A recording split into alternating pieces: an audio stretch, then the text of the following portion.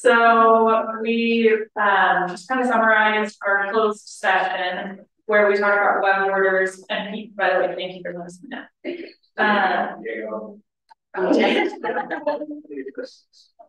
Thank you, Diego. So we covered what we talked about in executive session, which was essentially the web orders and how we use that as our tracking tool for different work orders as a board. We approved the minutes from August 24th, 2023 unanimously. Marcia sends a monthly management report to us as the board, and since today we're working on our budget, we're really trying to save time for that. So she just said the board can see it in our emails. The financial review Bob covered, and essentially we have 4.5 months in operating expenses. Our reserves are funded at 76%. And he just kind of covered those financials, which also can be seen on our website. And then we talked about how we won't be going over the different committees reports today at this meeting, but we will go over any requests, either in old business or new business. We ratified the fact that the annual resident survey was approved and sent out earlier this month.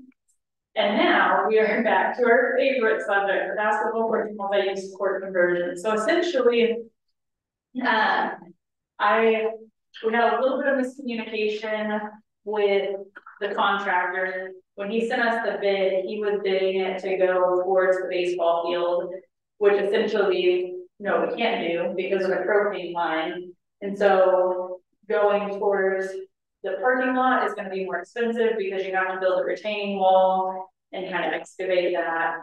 And then also the concern about having pickleball and basketball overlaying was talked about at the last board meeting. And so talking with Mike, we realized that we actually could, Martha pointed out for us, we actually can pull a full pickleball court out. So rather than doing basketball with 2 sideways pickleball courts, we can update the basketball court, move the posts, wheel the spinny things, the handles. And on this far side of the basketball court, we actually have space to come out to the left for the parking lot and create a standalone pickleball court. And so the question tonight is, do we want to move forward with the 2 sideways ones and get a new float going towards the parking lot, or do we want to pull out and create a pickleball court that's standalone? Yeah.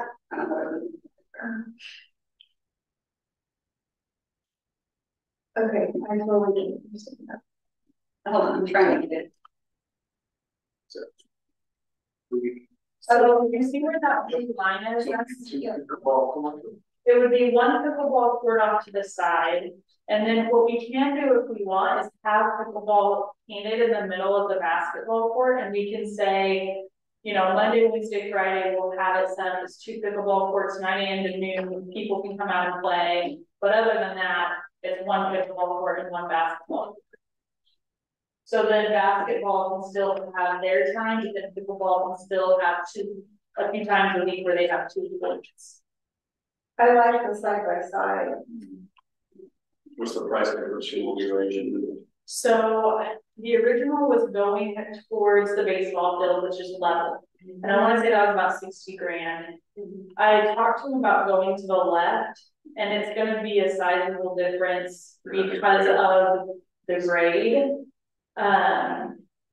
And so I was like trying to talk to him about different ideas, and he was like, I'm going to give you a bunch of different quotes, like talk to the board, see what they want, and then come back to me with what you want. I'll quote that.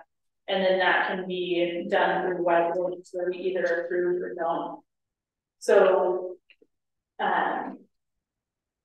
And I put this together, I'm very visual, so I was trying to, because, you know, there's also fencing is a concern. We need to have fence between the 2 so we don't have balls going all over the place. And I was looking at when it was on this side, you know, extending the sidewalk over here, but putting it on this side helps out because we don't have to have an additional sidewalk out there. And So, sorry, my immediate question is with the the easement access that Wicked One is willing to grant us. Does the pickleball need to be adjacent to the basketball court causing a grading issue, or can it be integral? You know, I mean, what was that a year ago? Yeah. Like that. Well, that's where the engineering, that's where the engineering report came in, right?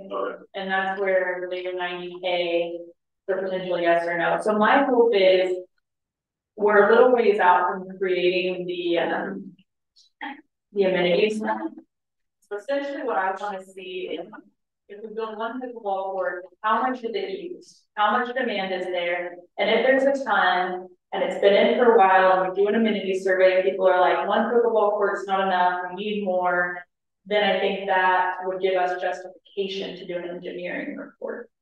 So this is to kind of gauge, like, would one be enough?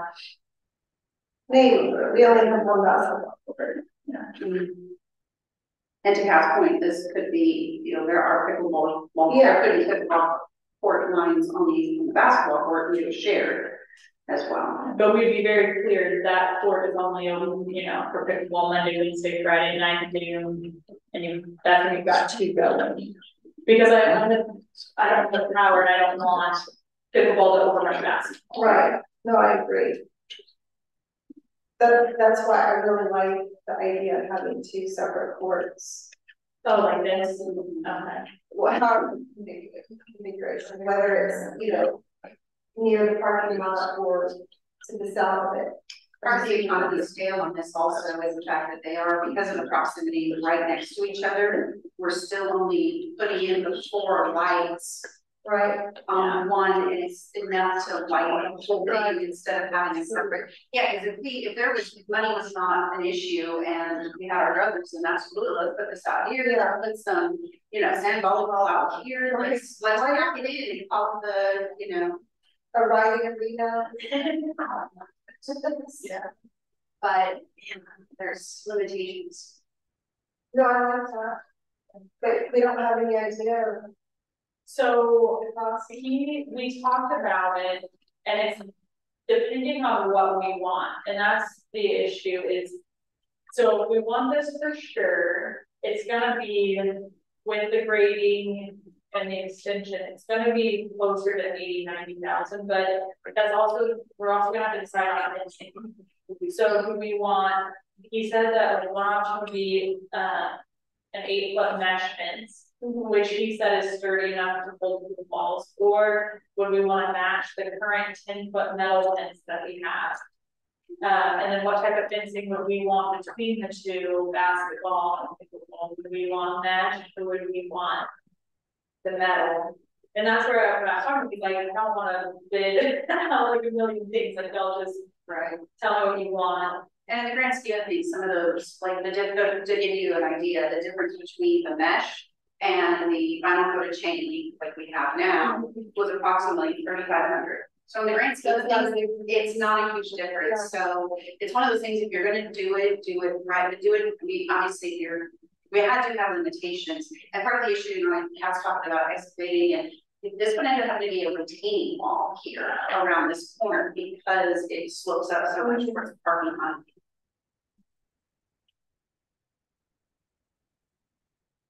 Yeah, so I guess, are we in favor of doing this?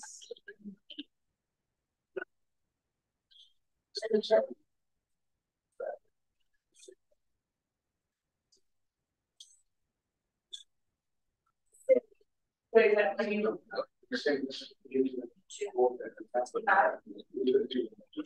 well, I was thinking about so the alley to be over for 3 times a week, we're gonna have great events. And we still have one.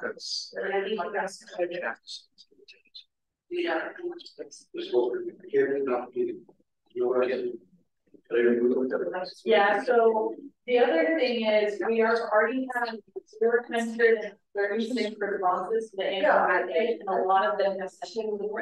So there's a response that never really like it, and the two that were getting the most from is just all the sandbars. All things, basketball, as you can see. Yeah.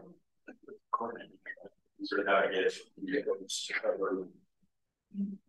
years later about what it's going to cost. Yeah, well, it's gonna be about 9,100K to do this one with the fencing. Additional? No, so, and then the lights are still the 20K.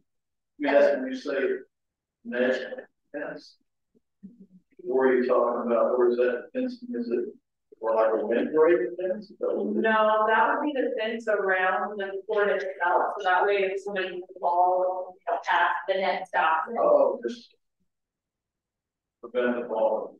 Yeah. My concern with the mesh is not that I don't have faith in people, but I can see slashes being put into it very quickly. Yeah. I think the durability of chain link makes sense. I agree.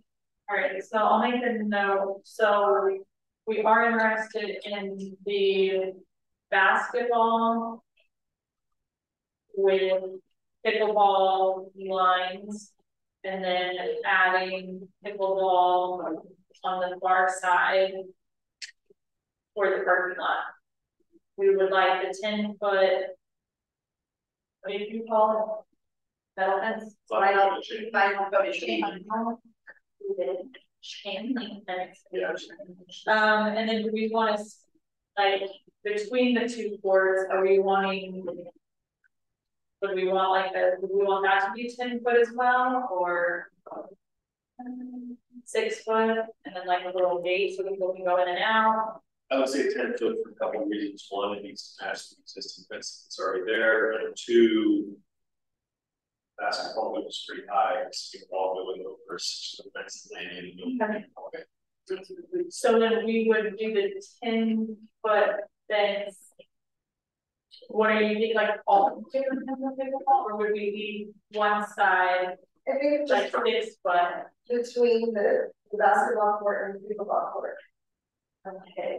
The concern there is that we don't include, like most tennis courts, they're enclosed because the ball will skeeter out to the open space. Well, my lot is on this far side towards the parking lot, so we do the 2 lanes of the 10-foot, the 10-foot along the basketball court, but on the side of the parking lot, typically tennis fences are like 4 feet tall with a little thing. So what if we did 4 feet tall on that side? So that's the side. Yeah, I still think there should be something there, it's just not maybe as tall as. Well, over this, your retaining walls, because there will be cutting center, so like an aggregate that are above the grade of the actual courts. Yeah. Yeah, that's a good point to have. They didn't give you a different viewpoint of what it would look like from ground level. They just give you another. No, they didn't. I put this together. You did that? Yeah. That's nice, but.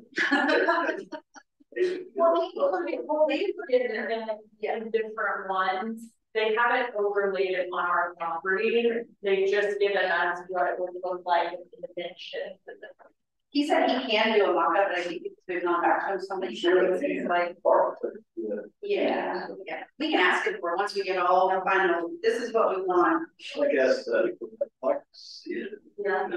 Okay. Well, people actually want it. So let's imagine this utilities, everybody's a race coach and they get to play their ball and the 400 residents responding to clients one door. What expansion option we have that doesn't create them, right? So I would want to do this, spend this money to according, but if the demand is that high, and maybe public installation as we try to shoehorn number 2 full time, one So co-chair. the original mock-up showed, at least from what I've seen, showed 2 pickleball courts back to back. So like another one can be out of the one that's right there. They're side to side. There's just one that is right. Yeah, that was the dimensions of, I don't know if the dimensions would be the same, that could this be converted to a court, and then we go to a certain law or elsewhere. This is gonna be a small volleyball court, because he's gonna, we talked about doing volleyball and next he raised for court, Yeah. I'm just trying, because I see what you're saying, because I thought that too. Well, how do we put in another one to make it make sense and not look like Tetris? That is true. I think if we did more, we could build, if there's enough demand and we can justify an engineering report, then I think maybe we do convert that to a volleyball court, or we go to pickleball, but pickleball and tennis in that green space. Definitely. Just to clarify, would this require an engineering report? So for engineering report, I have not confirmed with anybody from Wicked One. I did hear from maybe Wicked Two that apparently Wicked One is going to work with this engineering from their vendors and significantly reduce the price of that report. See, that's why the boss had me go to one of their meetings, and because he had the same conversation with me offline, and because I can't guarantee that that I'm just one of however many on the board, et cetera, et cetera. So they invited me to that meeting, and that's where I went there and said, they said, well, what can we do for you? And I said, I don't know, you tell me. He told me to come here. I didn't know what he was, I get the impression he was trying to get me to, so we can please help us. And I'm like, that's not what I mean. You're not really telling me what I'm asking for. And so that quote was from their engineer. It was from her, the 90K. Okay. That's the introduction. But that's been a while.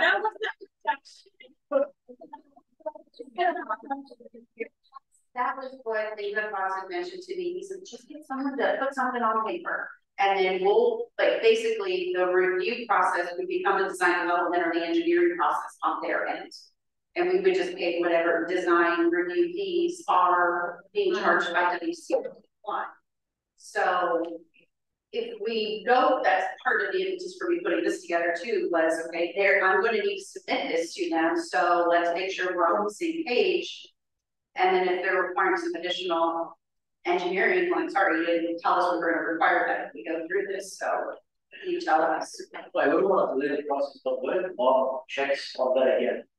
Hey, we got this 90-day report. But see, that's been the issue. It's all been, whispers in the wind. Right.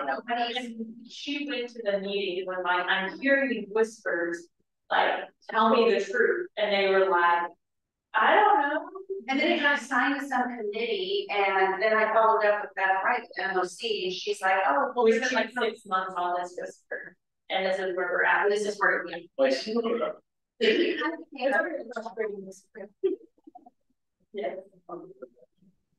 I think a lot of people show up.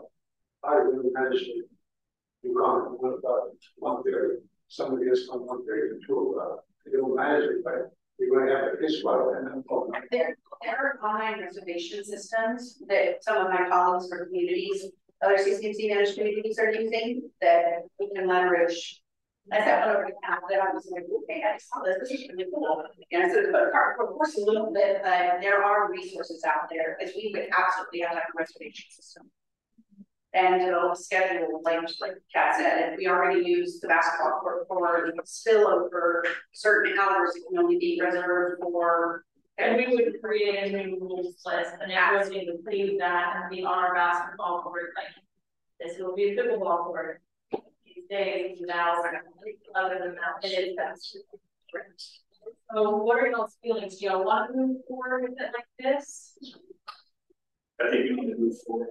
I'm in favor of moving forward, getting firm price quotes.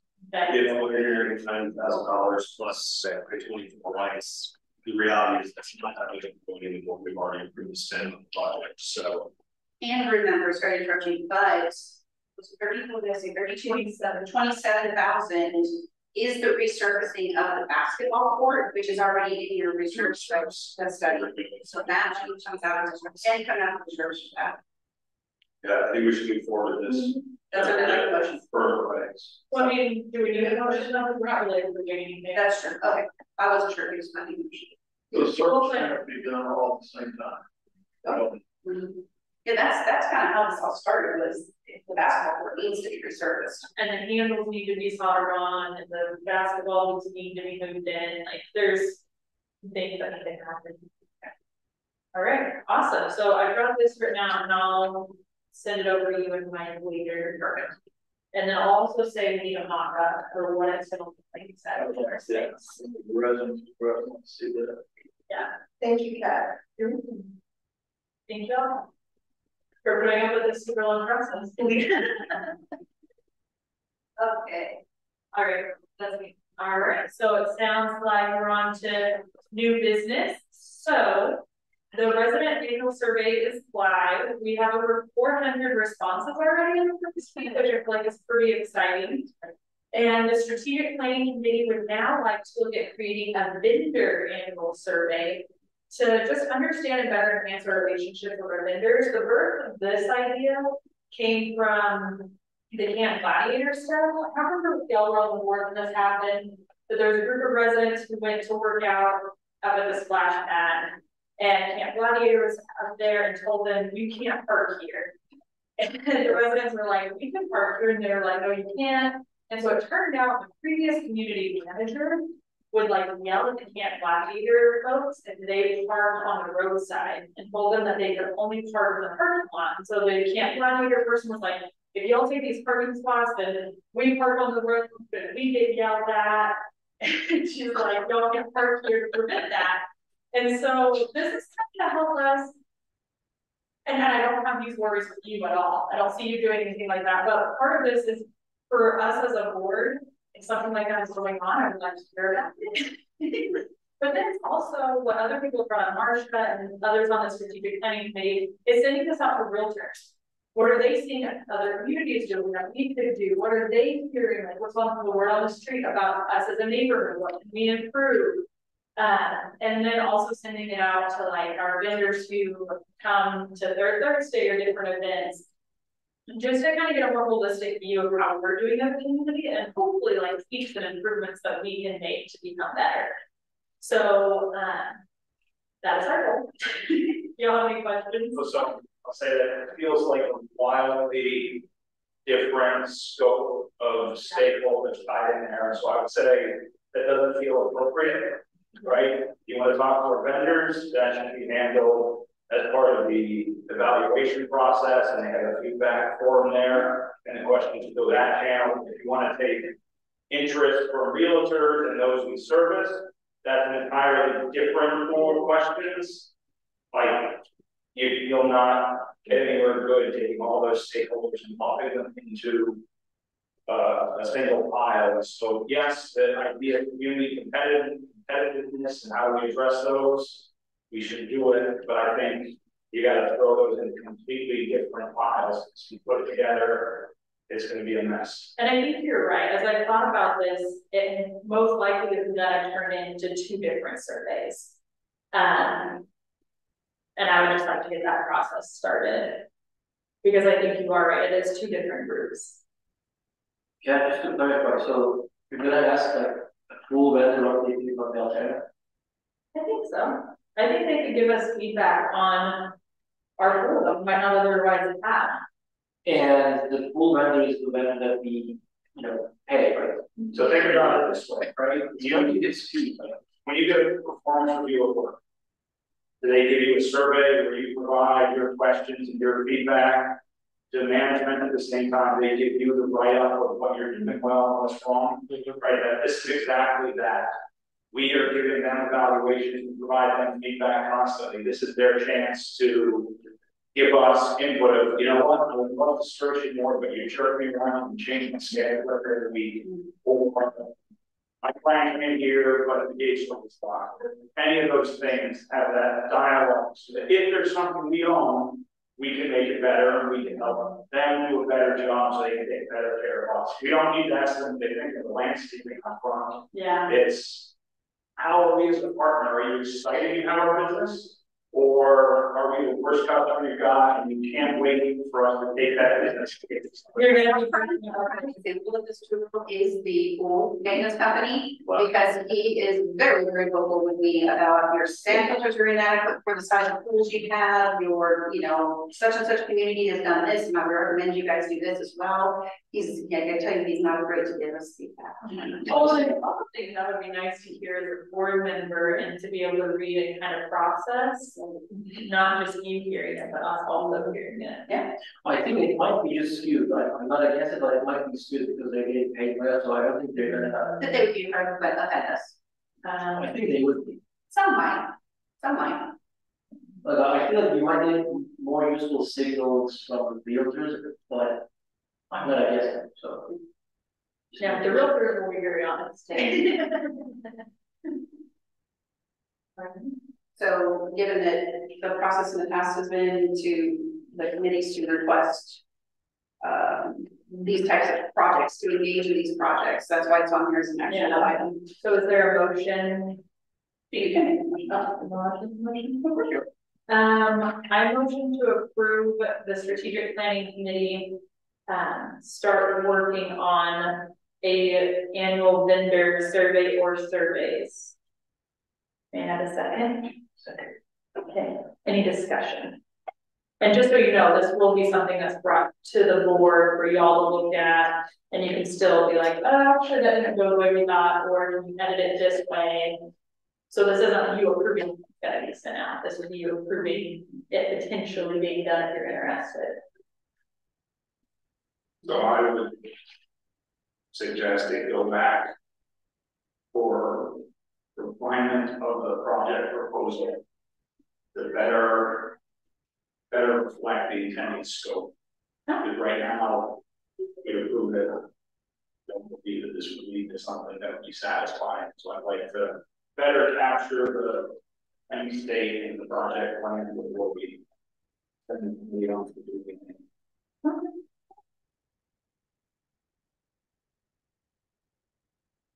Any other discussion?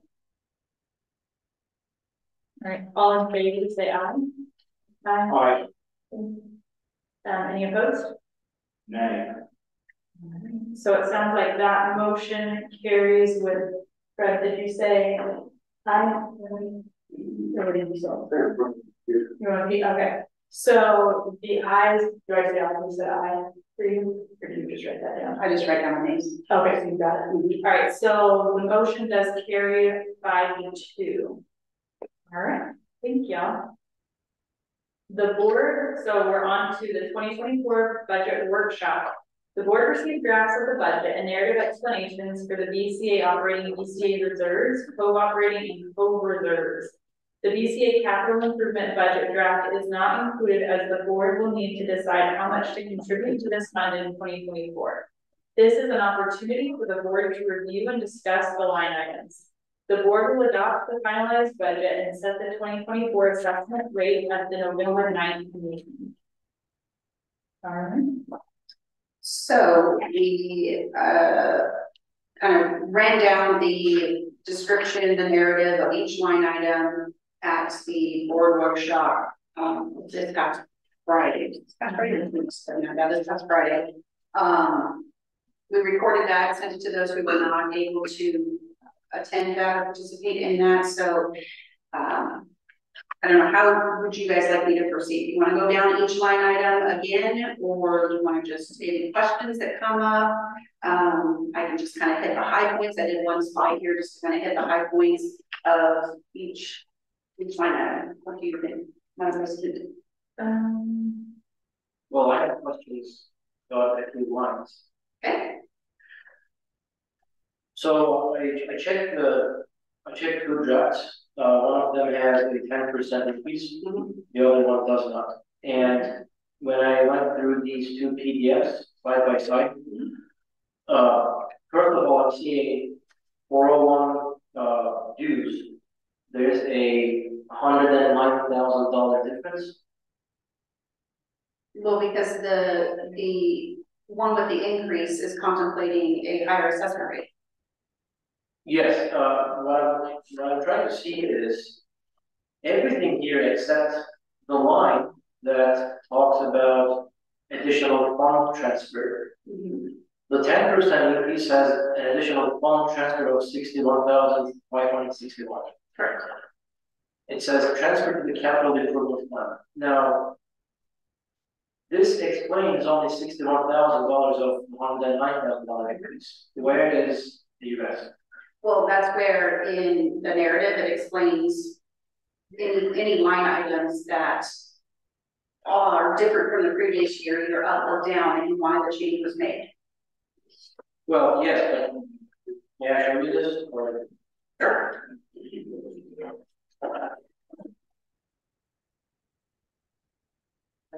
So here, the only line that is different here is this line, this entire document. Correct.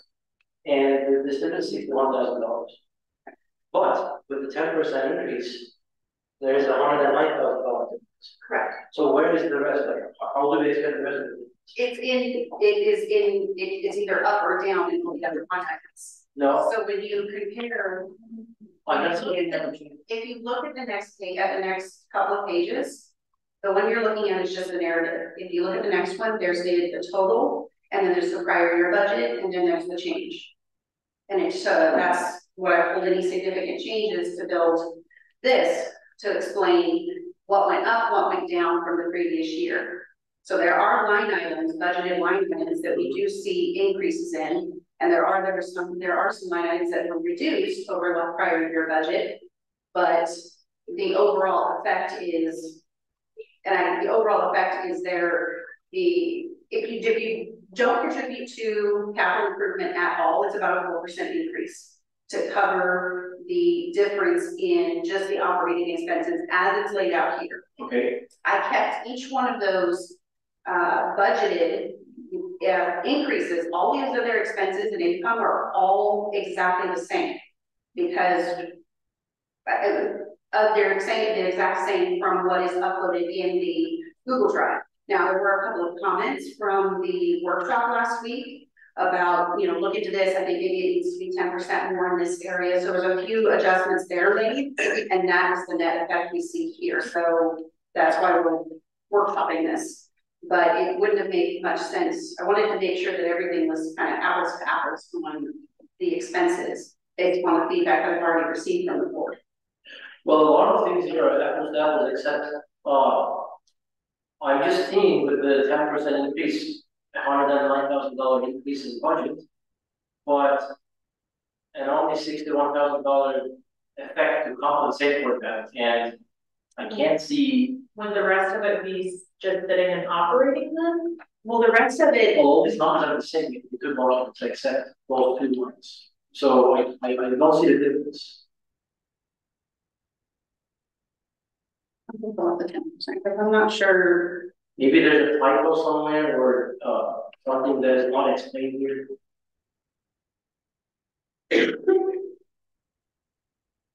So on the 10% increase, the net change over prior year is $109,585 more in income. Yes. Only $61,000, whatever that is in the capital improvement. The rest of that money is due to increases overall in all the other expense line items. But all of them remain the same in these two documents. Correct. So where are they distributed then? They're distributed throughout. So you'll see, like, go to the administrative tab. You'll see 150% increase in the lead collection cost. You see 100% decrease in one other line item because we consolidated with a different line item. There's a 32% increase in dues and subscriptions. The cost of every, the net effect, even though there's some ups and there's some downs, the net effect is the operating of the association is going up. So you mentioned the end collection costs. With the no increase is 24 grand. With the 10% increase also 24 grand. Am I not explaining this right? I think what he's saying is 109,000 more is being brought in. He's, I guess, not sure where the 40 right is. If there's no assessment increase, Yes. Does the budget balance at the No. bottom, you have a deficit, right? There's a deficit if there is no budget in, no, so I think That's the answer. What do you compare the 10% to one? he's comparing. This is no increase, this is the increase. Oh, so the But no, what's the bottom line? so On the other budget, not the narrative. So if we didn't increase our assessments, we would be short. So we have to increase our assessment. You would be short $47,869. So that's. Okay. Yes. Yeah. That's why the email I said I'm using a no assessment increase shortfall. Yes, I see that shortfall, so that's. Right, but not recommended to adopt this budget. It's simply for explanation purposes. So yes, if you don't contribute to capital improvement as this budget sits here, you would have to take a minimum of the 4%. Okay, so I see, basically. That's fast. Exciting. Yeah, so that's. So one of the things is that we haven't had an assessment increase since 2018. Correct. Which for a community our size and with inflation doing everything that it is across the country, across the world, we're finding ourselves where in 2018, maybe it's fine, and all of a sudden it's not fine, and it puts us into a shortfall for the first time. The only way that we're going to recoup that is by either cutting services to the tune of $47,000, or we have to raise assessments. So if we're not going to cut services, we have to decide at what level we're going to raise assessments. Minimum of 4% gets us to the breaking even point, which puts us at not putting any more money in the bank for capital improvement. It lets us keep the reserve funding where it is, and it lets us keep our operating expense flush with no extra money. That's 4% increase, correct, Martha? Yes, sir. The other things that we're looking at are 5%, 7%, or a 10% increase. And the only difference in the 5, 7, 10% increases versus 4% increase is that allows us to continue to put money in capital improvement every year so that we can fund additional projects, a second pickleball court, frisbee golf, whatever is going to show up on the amenity survey in the next year or 2 or 3. That gives us more money to be able to fund additional projects in the future. One of the things that I realized going over these budgets with Marcia several times in about 5 months is living in a community association that doesn't have an assessment increase in 5 years is pretty limited. Many communities build in a 1% increase every year, 3% increase every 2 to 3 years.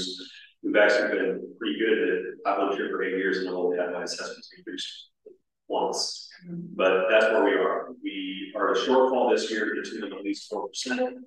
So we either need to cut services or we need to increase assessments. I will also remind everyone that last year we did adopt a $57,360 negative shortfall budget, knowing that we have plenty of operating to fund that shortfall. Yeah. So it was I know everybody was very sensitive to not taking an assessment increase last year. The economy is just, but it's the rubber's hitting the road here. You can't keep talking to the budgets. Yeah. So then my question is, and this is what I've been going back and forth on, I was on the request of the 7% increase, is I don't love the idea of being a neighborhood that raises assessments every year. But if we just increase that 4 to 5%, we're gonna have to raise assessments again soon, I feel like. And so is it better to accept a higher assessment, be able to put some money into the bank, and then also know that gives us 4 to 5 years to raise? So, and I don't know what the best philosophy is. I think that makes sense. Yes, absolutely, because you want to be able to look ahead. We don't have any sort of guarantee that things are going to get any better financially. We do have, although not concrete just yet, but we've been very vocal about that. We're moving forward. We want to add things to community or capital improvement.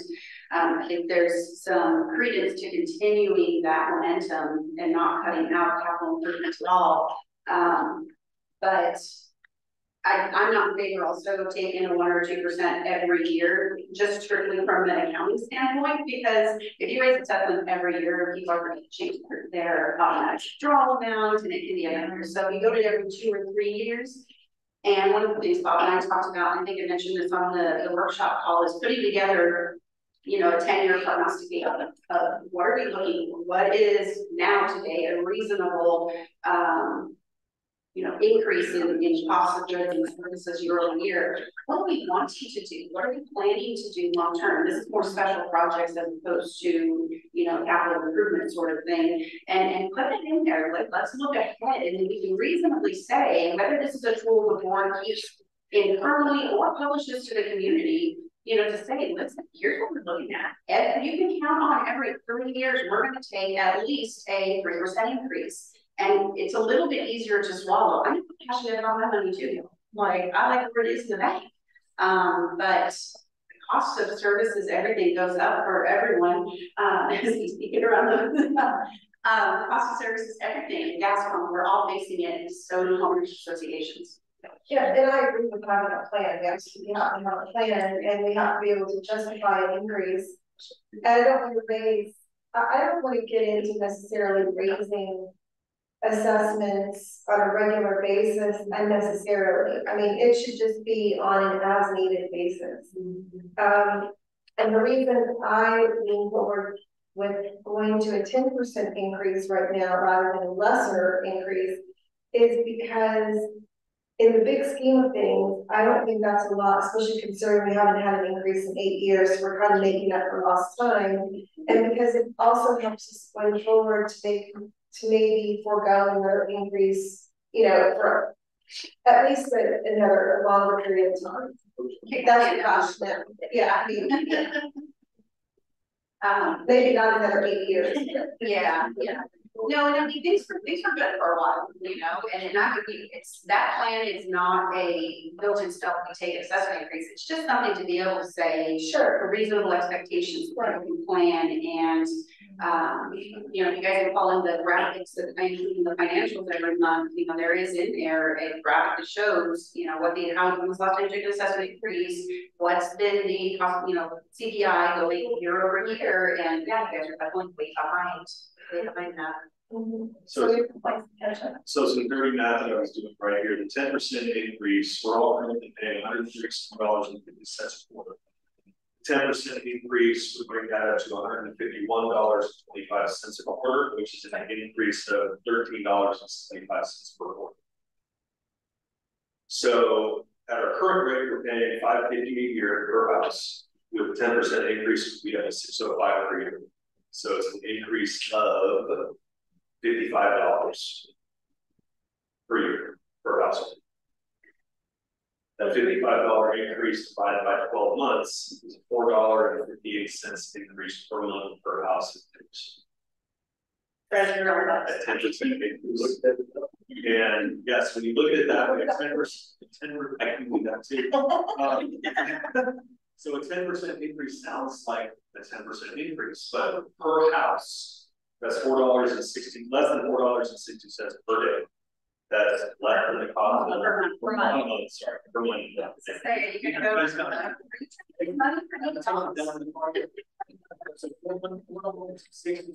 per house cost of 2 Starbucks. Depending on what Starbucks you get, that small amount, when you bring it over the 2,000 homes in the community, nets the association an additional roughly $150,000. Yeah. But I mean, we're already making like 40 days. So that's going to keep up ground. So if I didn't do the math, I'm comparing a 4% increase to bring us flush, but the difference with that. But what did I say? $4.60 per month per house. Yes, as a back in the green on all of our existing services, all of our existing contracts, gets us to the point where we're putting a decent amount of money into capital improvement. I mean, roughly 50 to 60,000, right? It goes into capital improvement this year if we do it for next year. If we do a 10% increase, And then if we're looking at a 2-year plan, before we start looking at any additional capital, for pickleball, we're doing right now, and that's minimum of $120,000 extra to build something new. I have some numbers right now. Boards are entertaining 20% increases. This economy is just. I remember one of the big reasons that brought me to Belterra is that Circle C 8 years ago was the fact that the assessments were in half. Yeah. Here, what they were in size. Wow, we can do. So 137.50 right now, going up to 151.25. Yeah, it sucks. It's a chunk of change, but it's nowhere near what the communities like us are. My 2 cents. Yeah, that's good. If I had that, when I lived before, I paid $6.09 per month. 609 per month. 600? Yeah, $6.09 per month. It wasn't. Yeah. Wow. That's cheap condo. Yeah. But I'm not saying that as a just usually increase But you're like, sure, it's like, whatever. He's like, my budget's fine.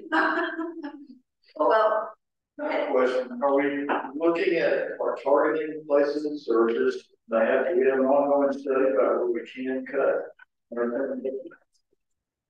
Well, given that we adopted Bob and I talked about areas to cut, and we did some cutting last year, and still ended up with a negative variance budget. And so that's where you guys can look at, the line items. I can tell you that every dollar in here, there's an explanation for it. Sure. Yeah, and it's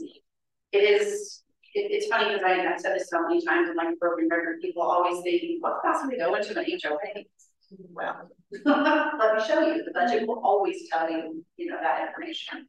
So it's up to you. Like Bob said, it's up to the board. Do you cut services? Do you cut something? We talked about, lifeguards. Do we need that many lifeguards? Well, that's a touchy subject. It's a huge line item. Which that's actually something we need to talk about under this. So I reached out to Marcia about the lifeguards because we found out that our insurance company does not allow us to do partial lifeguards. So if we have lifeguards, the pool can only be open when there are lifeguards on duty. With our current carrier. So we're going to need to either find a new carrier, and hopefully that's not an insurance-wide thing, because that means our pool could only be open noon to 8, or we massively have to up our lifeguards so that way it's open at 5 a.m. for our lovely swimmers.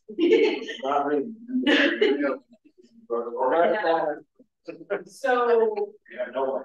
Or you have to don't care. stay around. yeah, sorry, you're.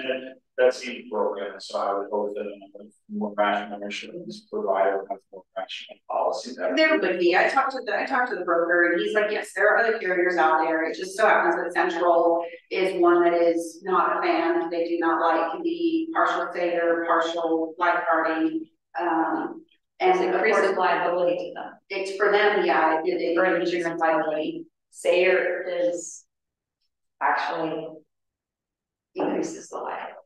that's our opinion anymore. Because then it's on the peak, it's on parents to watch their kids, it's on. Yeah, So- swim at your own risk, yeah. And it doesn't look like this is a night where we're fully approving the budget. And so that's something that I would like to see going into the budget is I need to know.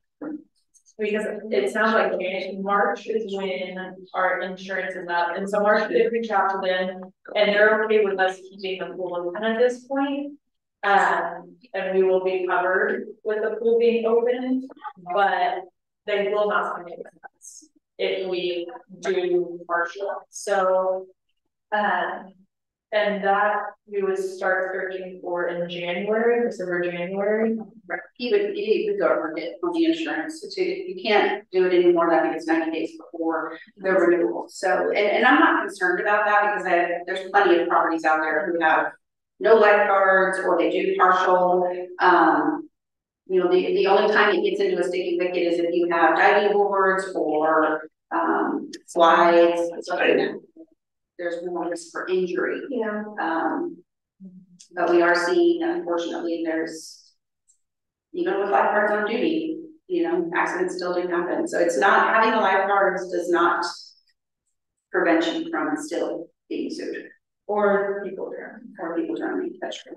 But yeah, so that's actually one service that I'd be interested in, either looking at cutting back to only weekends or fully getting rid of them.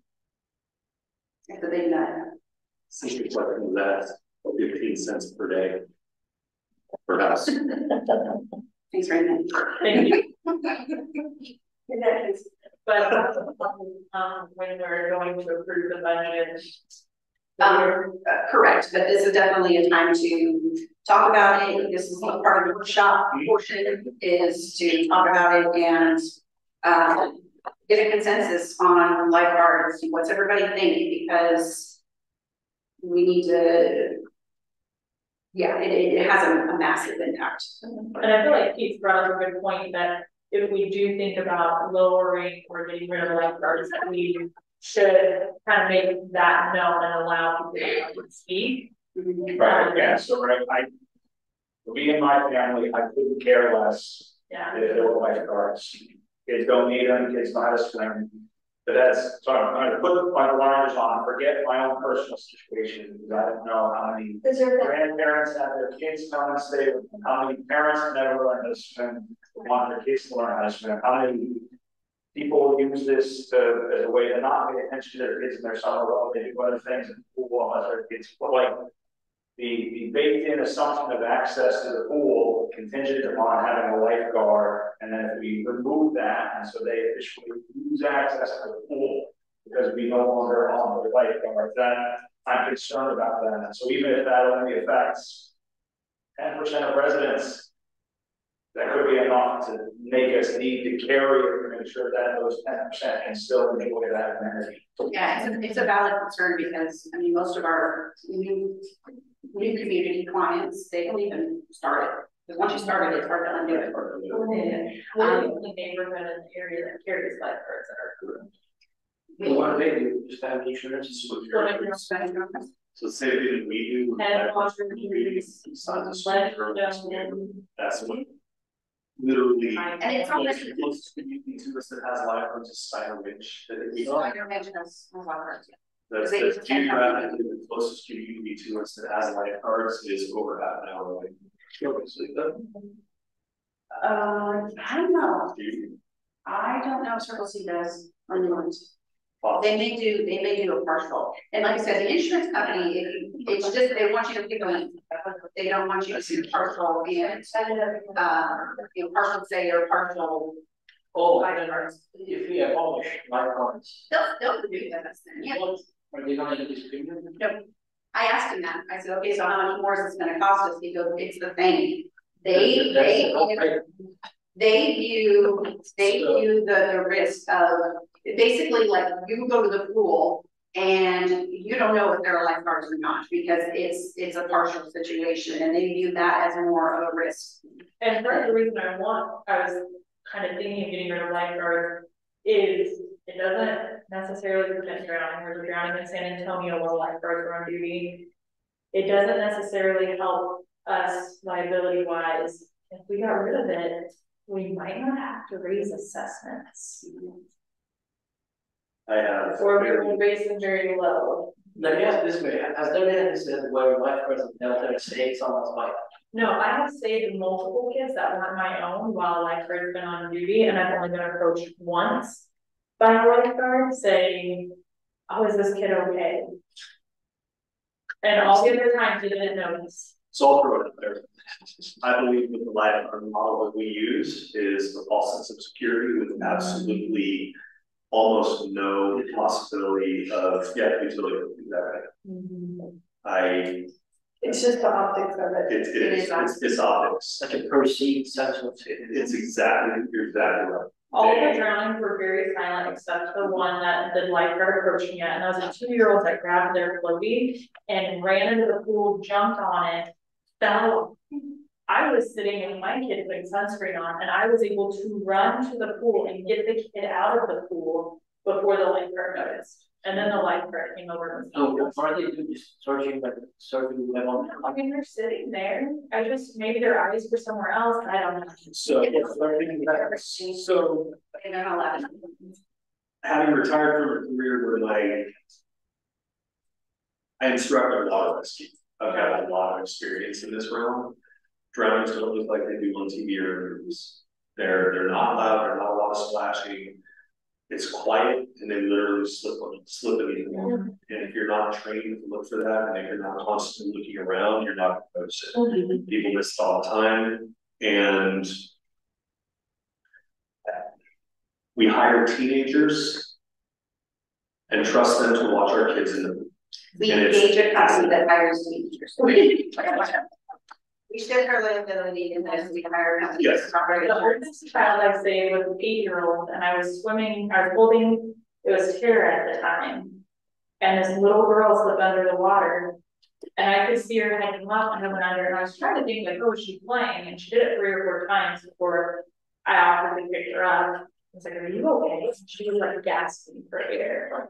She was so silent. If I hadn't been steaming right there, I wouldn't have been seen. And that's the issue is like, so I like started at a pool where they didn't have an age limit. It was $1 to get in.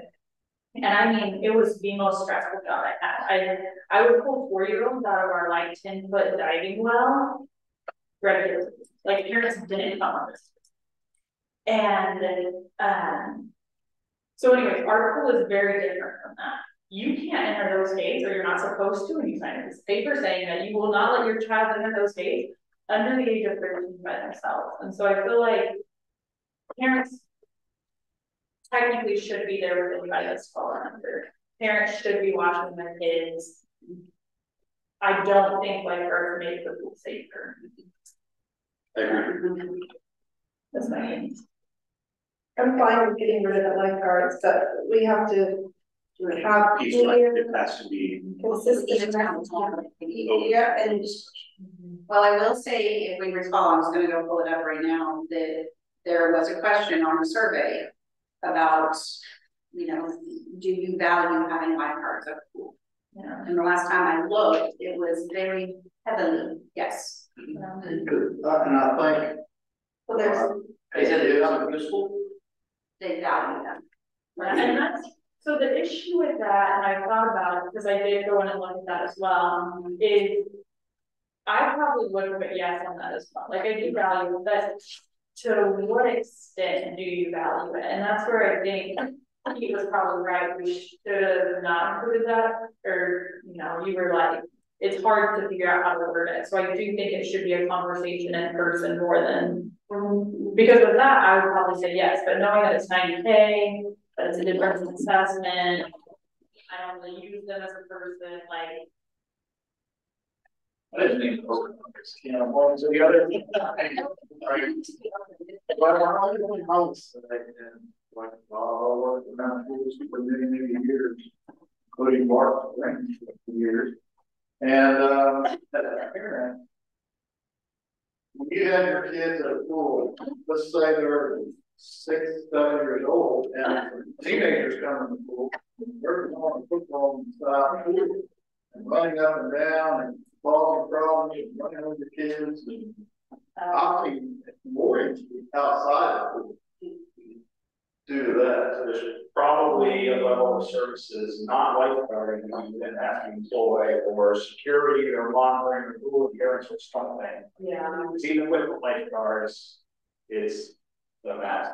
That's No observation whatsoever. The likelihood. Well, that's why I brought up last time. Having a manager on duty all the time keeps them. And in my experience, that's been what makes a lifeguarding group effective. Very much is having a manager on site that actually makes the calls. I was just saying, doing CPR is hard, jumping in the water to rescue somebody is hard. It's making the decision that you need to start. And that's hard for a teenager.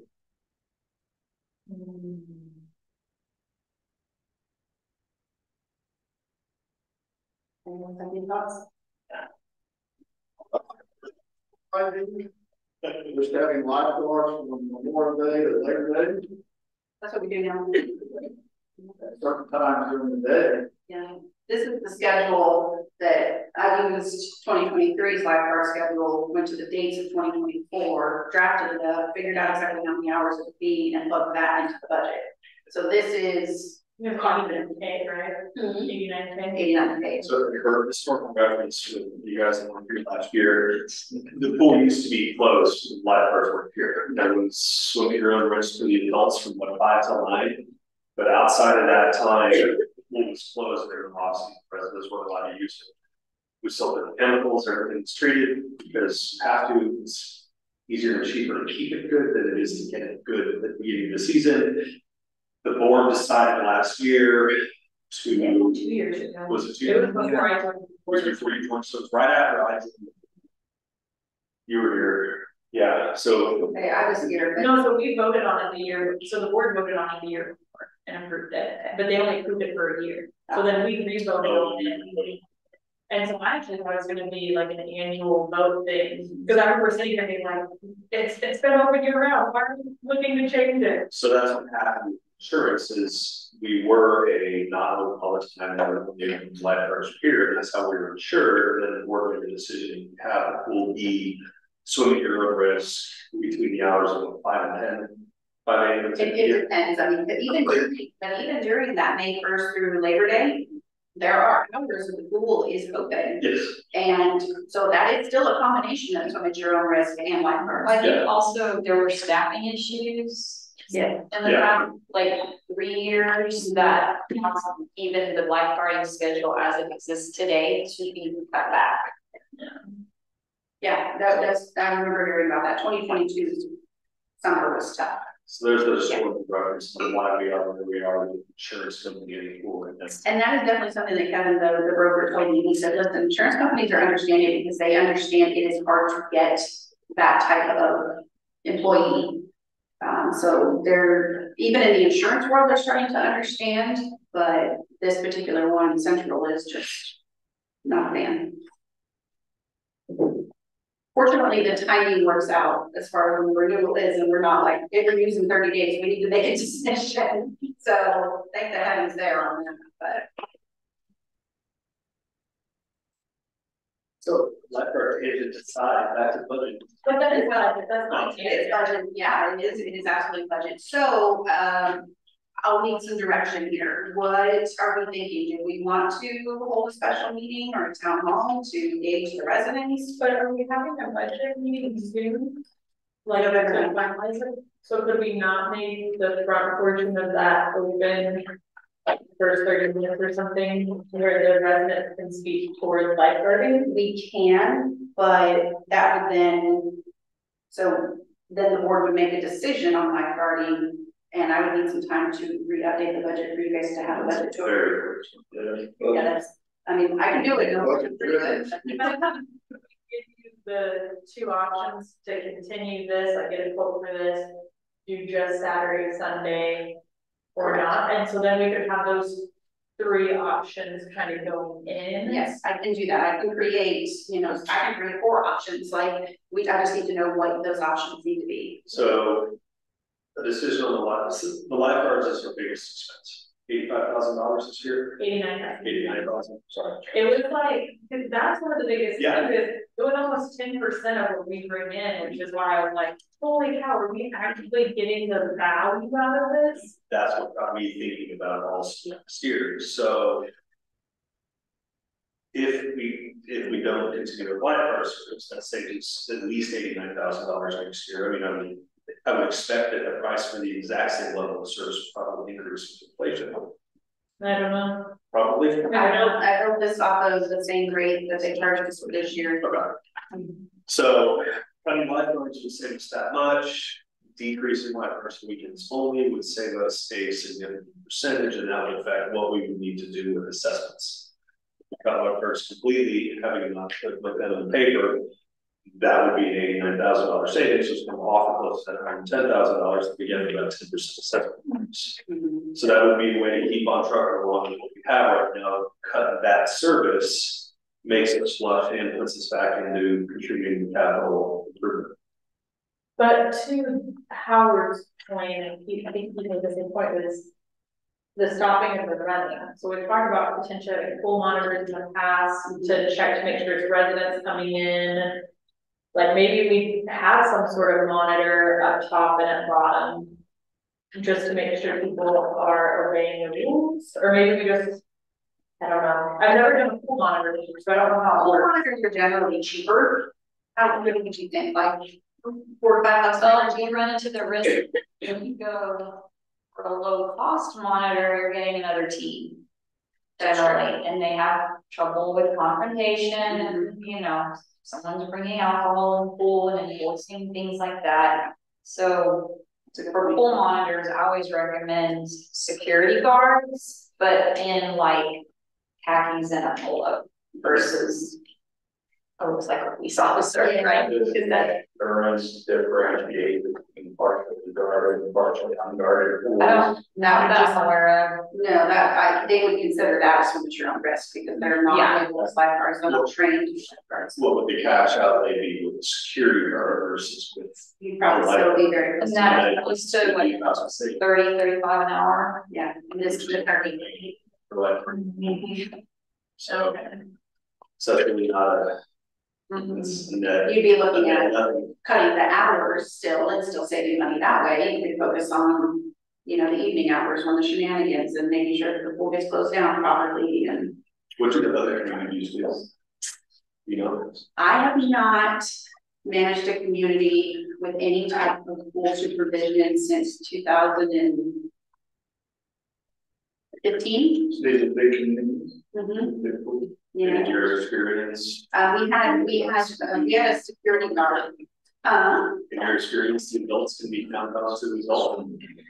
No, you still have, I can tell you in that particular community, we had a nighttime, overnight security guard that roamed the property at the whole thing, like would be the rec center, the pool, everything.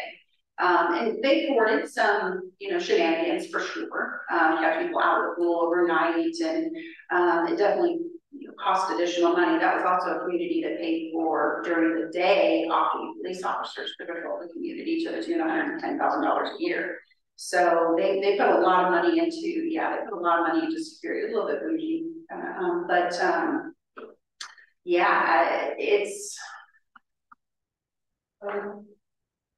yeah, it's just not something, I can't take a lot in lifeguards. I don't think this is the first community I've managed that's had lifeguards. Most communities, unless it's required, we do have some that have lazy rivers, Yes. water slides and that kind of thing, and they're required by Texas law, right? If it's communities where it's not required by Texas law, most of them are swim at your own risk. Or they might engage lifeguard services for when it's really popular, like 4th weekend, Right. Memorial Day weekend, that kind of thing. For communities where there's behavioral type issues, that's where I've only had luck having like a real adult security guard. You know. The teams it just doesn't. Yeah, they can't be, yeah. They shouldn't be counted on. Well, then there's if there is some shenanigans, and then a teenager trying to tell a teenager to stop doing something. Right, and a lot of times they're from, you know, yeah. We've had where like the lifeguards or the monitors are, it's their friends from school doing the things, and so, you know, it gets tricky. Or if you got somebody like me out there, and I'm like, hey, not about, you know, you put on the mom voice or the dad voice, and they tend to Another point, like Monday through Friday to 5, people can go in and be like, hey, this is happening in the pool, right? And marshal guards are firing people now. The issue is just on the weekends and evenings, but. Yeah. Yep, it's so. I would probably remember. Wow.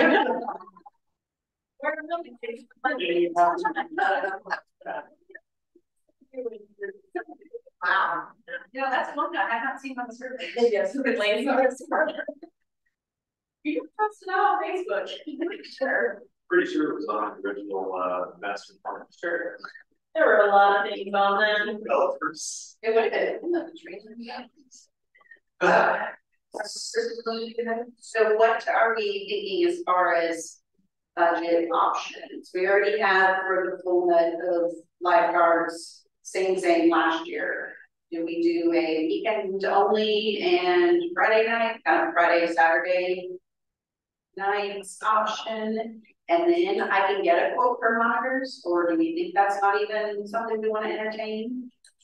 I hate to say this, because it sort of opens a can of worms, but I think in considering on cutting down on the lifeguards or getting rid of them altogether, that kind of warrants a town hall and getting other people involved, because that's a big thing. And the survey just said that, you know, majority of the owners value having lifeguards. So, and they also, I mean, there has to be some discussion about, you know, weighing, like, would you rather have lifeguards or do you mind having an assessment increase, you know, which is more important to you? Understanding also that, you know, just having lifeguards there is a false sense of security and legitimate issues that represents insurance, and looking at the totality of it. So do we want to have it as a completely separate town hall, or do we want to give Marcia a few different options to budget out for us, and then we do it at the beginning of our budget and let people come for 30 minutes and open? I think it'd be good to have options. Okay, so then have it before the next meeting, so maybe the first like 30 or 45 minutes of the next meeting is open to the residents to come speak about it. So what we're asking Marcia to do is, we have a town hall next meeting, and that's gonna guide how we decide which budget we're gonna go with. Yes. So we're asking Marcia to rework the budget 5 or 6 different ways in the next month. She's already gonna keep the lifeguards as is, with a 0% increase, 5% increase, 7.5 and 10. We're also asking her to cut the lifeguards completely, work the budget with all those same options, and to decrease the time that the lifeguards are on, which is going to decrease the amount we pay, and then run the numbers again in that hypothetical budget against a 0%, 5%, 7.5%, 10% increase. Right? Yeah, we might. So is that workload possible? Yes. Obviously. So Now for the.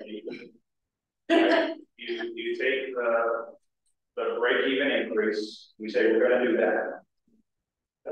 That's the budget we have period, and we try to reduce lifeguards and deal with that, and if we get it, great. Then we put the 100K we save in capital improvements. We don't do it, if we end up getting reduced to that, then we have a conversation next year. Get a town halls along the way, but the community has spoken decisively that lifeguards are important, and therefore to maintain that, this is what we're buying with this next increase. And then we're not chasing our tails or anything, but we just risk not putting a buy on the I told you how much I like big meat. Yeah.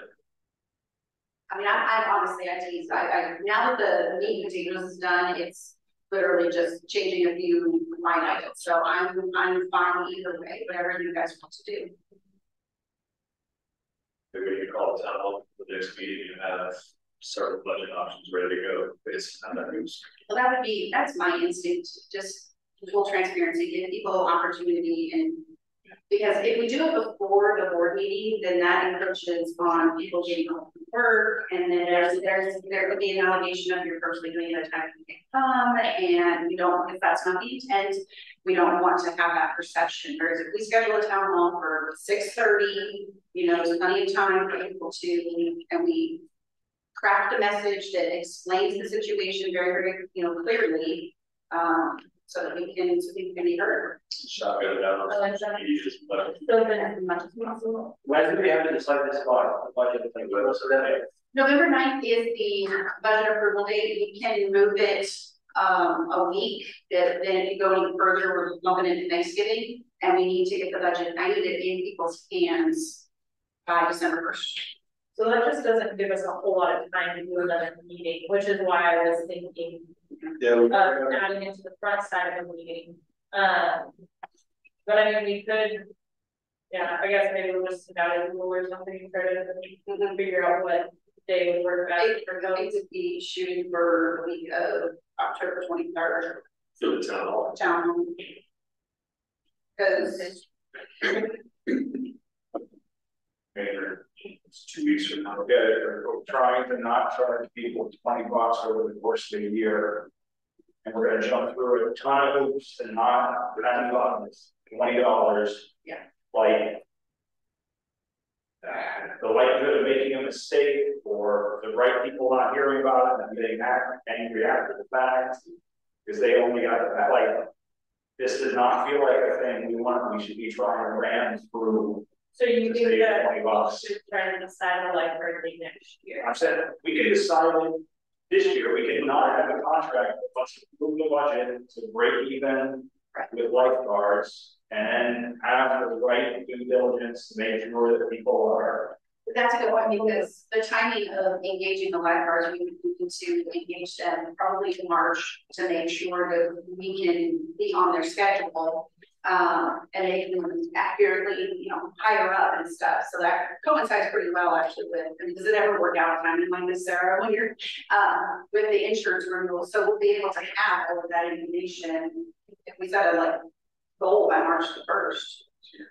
So then you would want to do a town hall in like December? Is that what you think? January, I think probably because he can go out.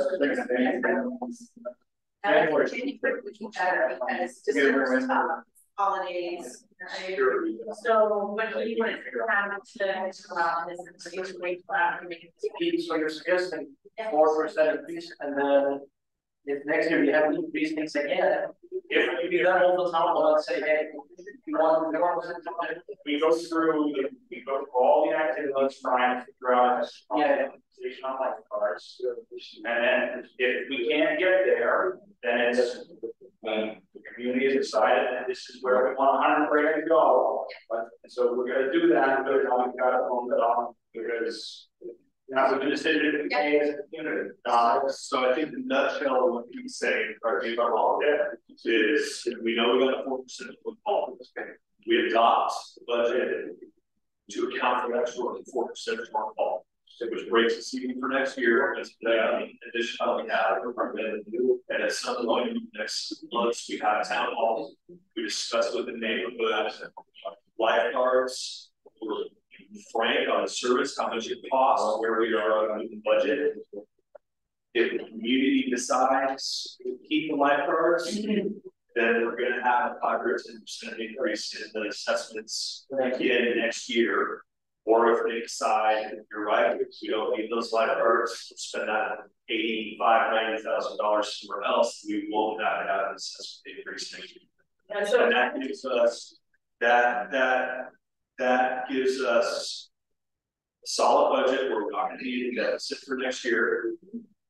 And it's not rushing a decision that has this much gravitas for the entire community. I really like that. So, but when you look at our society, yeah, no, I think you're right. I like that. Absolutely. I would want to just do 5% increase. I don't love the idea of being at exactly break even, just in case we have. I like Edens. Yeah, and he told that any job. But whatever the quarterly assessment is, let's not have any change involved. Association, it was like 155.01, and I'm like, and then you're facing down a penny. Like make it 145. Quarter level. So, Like 5 point. so we're 137.50. He's saying, why do it's just 137 or 138? Oh, I agree wholeheartedly. I I like each numbers. Like rounded up to about the last time we had, what was that? when's the last time we had? 2018. And at that point, we went from 125 and 137.50. No, I did not do the math on that one. I can't you need to, but that's a bigger energy. But 10%, 10%. See, bigger in my head. I like the 5% idea. Yeah. But I mean, like, I like the idea of making it either 135 or 40. So 5% takes us on 144, 375, which is kind of spool feet up. 145. 145.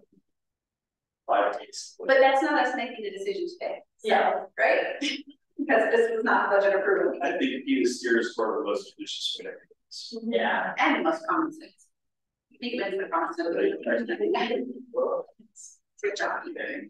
Yay. On this, that's sarcastic. Okay.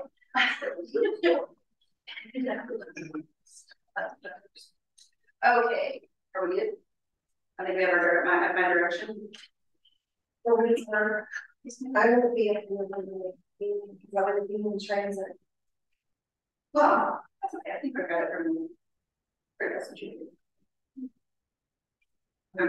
Awesome, thank you so much. Is there any other comments for budget? All right, thank y'all so much for all the feedback. I always love seeing how the board works together and making it even better. So next we're on to zero speaking policy review committee.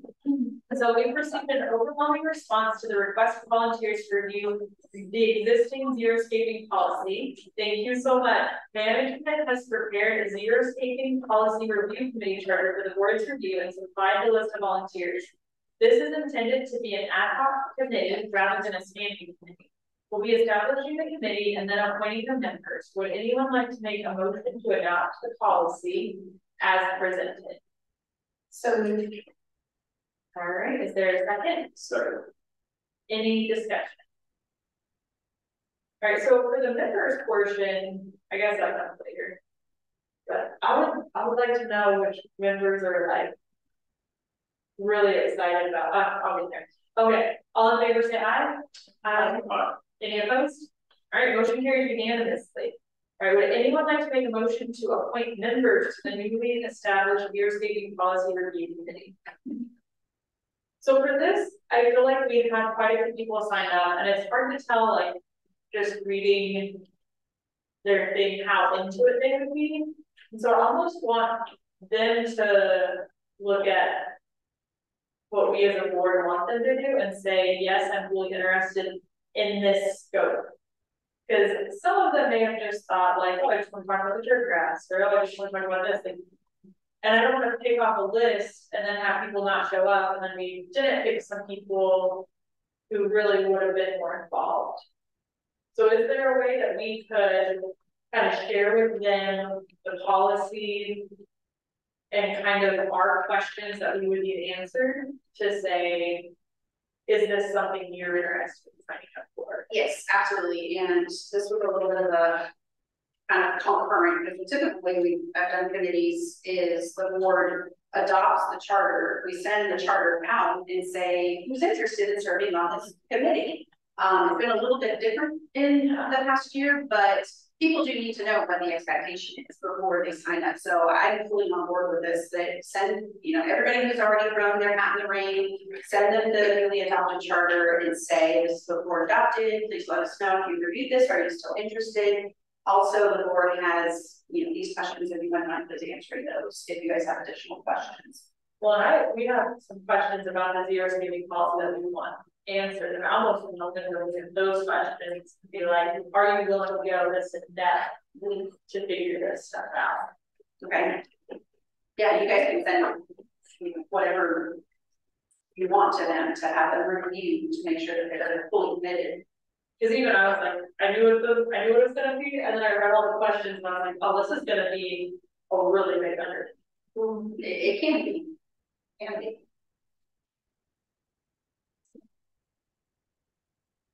What do y'all think? Do y'all want to approve committee members right now, or do y'all want to send? I think the idea is finding who's committed to actually doing this and finding, going at the right level of detail, not coming back with an opinion, but actually coming back with the facts that is. Yeah. Okay, so we can table the appointing of the committee members until they've been provided with the additional information about the board. But I know we just adopted the charter, but you got the due dates of 120 and 180. Right. It's not clear that those are all counting the same as zero. Right. So So, it would be, you're correct, because my intent on there was from the date of the draft adopted, but I think there's credence to from the date that they were appointed to the committee. Or just that it's not 60 days for period A, 90 days for period B, 120 for period C, 20. So you mean like 60 Second days? clause, right? Oh, Phase A of the project has a duration, phase B has a duration. No, this is the time, this is the timeline. The set of phases. okay. Yeah, that makes sense. So, So 180 days total time. Would you like to make a motion No. to amend? We can. we're just making sure we talk about the assignment, and there's no misinterpretation of what was written. Yeah. Okay. And as part of that additional document, we can put a form summary. It's not. It isn't only, it's digitally. You know, it keeps picking on, you know. I know what you're counting. I need to remember to guys. Keep myself. Too many suggestions from you up. Next time. There's a code. Yeah, I could do it from here. Secret code. Yeah, not anybody can do it. All right, so awesome. Any other comments on committee? Thank you so much, Bob and Trish, for heading that up. That's gonna be so much fun. So excited for you. Next we're on to the bylaw amendment elections committee and nominations. So the proposed bylaw amendment eliminates the requirement for establishing an elections committee and replaces the section regarding nominations with verbiage that does not require nominations from the floor. A third-party e-balloting company handles Belterra's elections, and everyone can vote regardless of attending the meeting. Therefore, nominations from the floor are moot. So, may I have a second? Was that a motion? That was our motion. Oh, not a motion. But I would like to make a motion. To adopt the bylaw amendment as presented by legal counsel. Legal counsel directed this. So moved. All right, thank you, Bob. May I have a second? So. Thank you, Howard. Any discussion?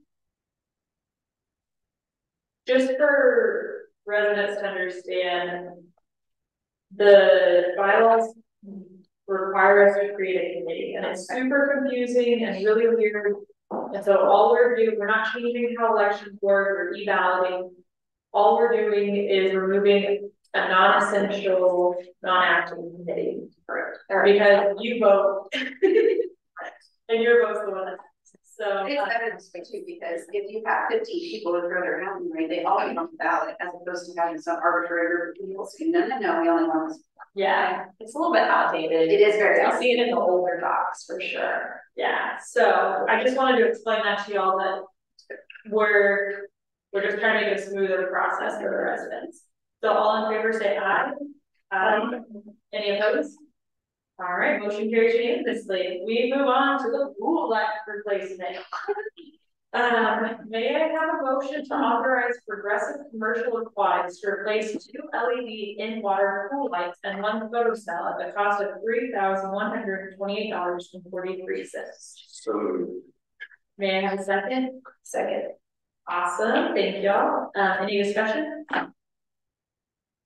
All in favor say aye. Aye. Any opposed?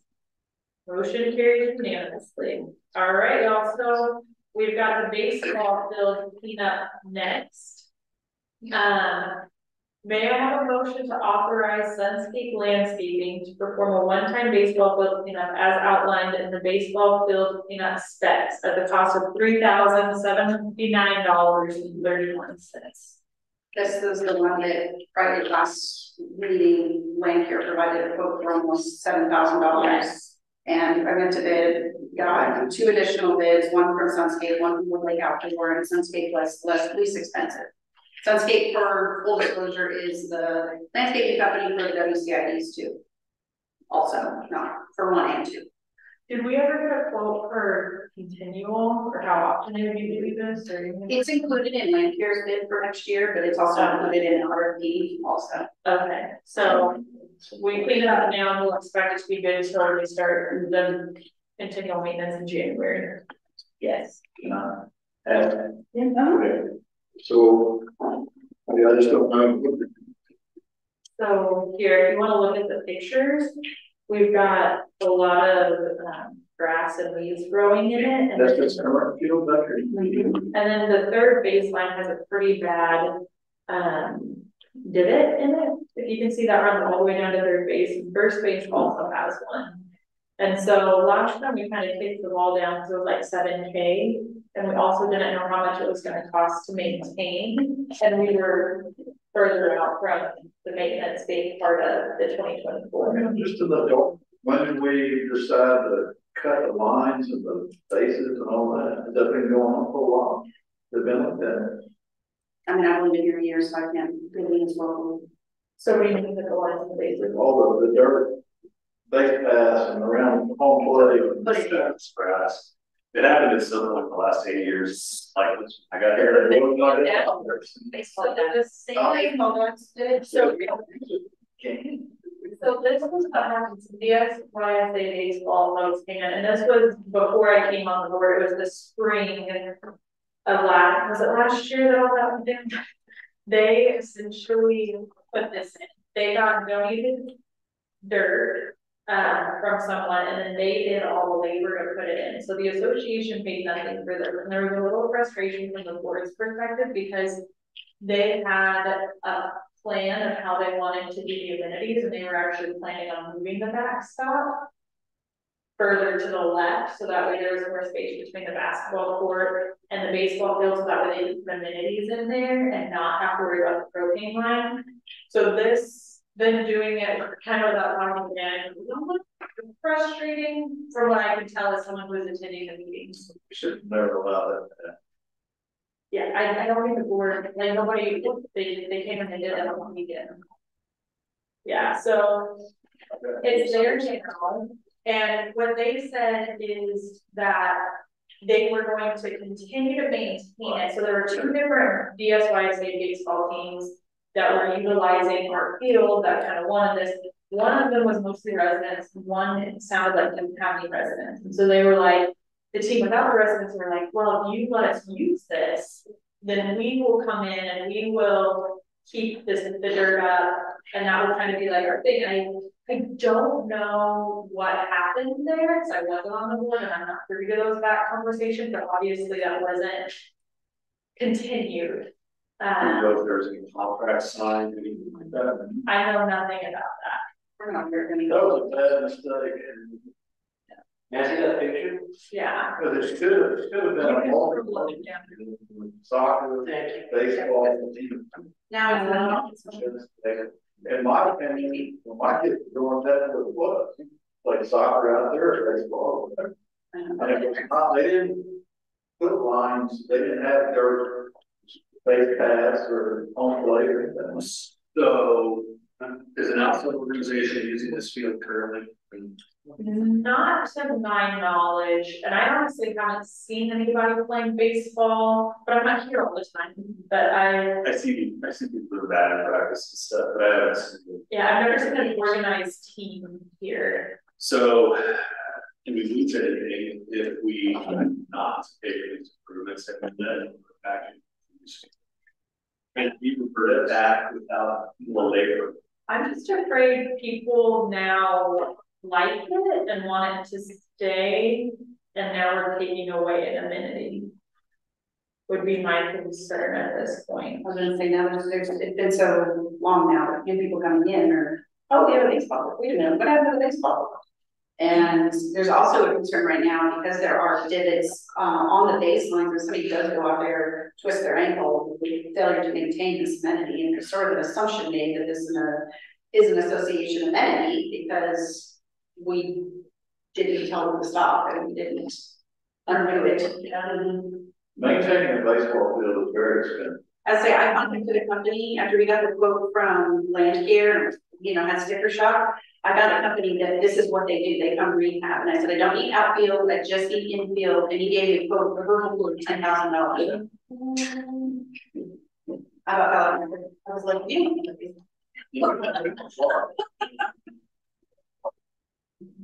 no, well, yes, actually, there's irrigation out there, But it's not not. like baseball. no. That would be a game play field when I'm gonna do that. That'd be a waste.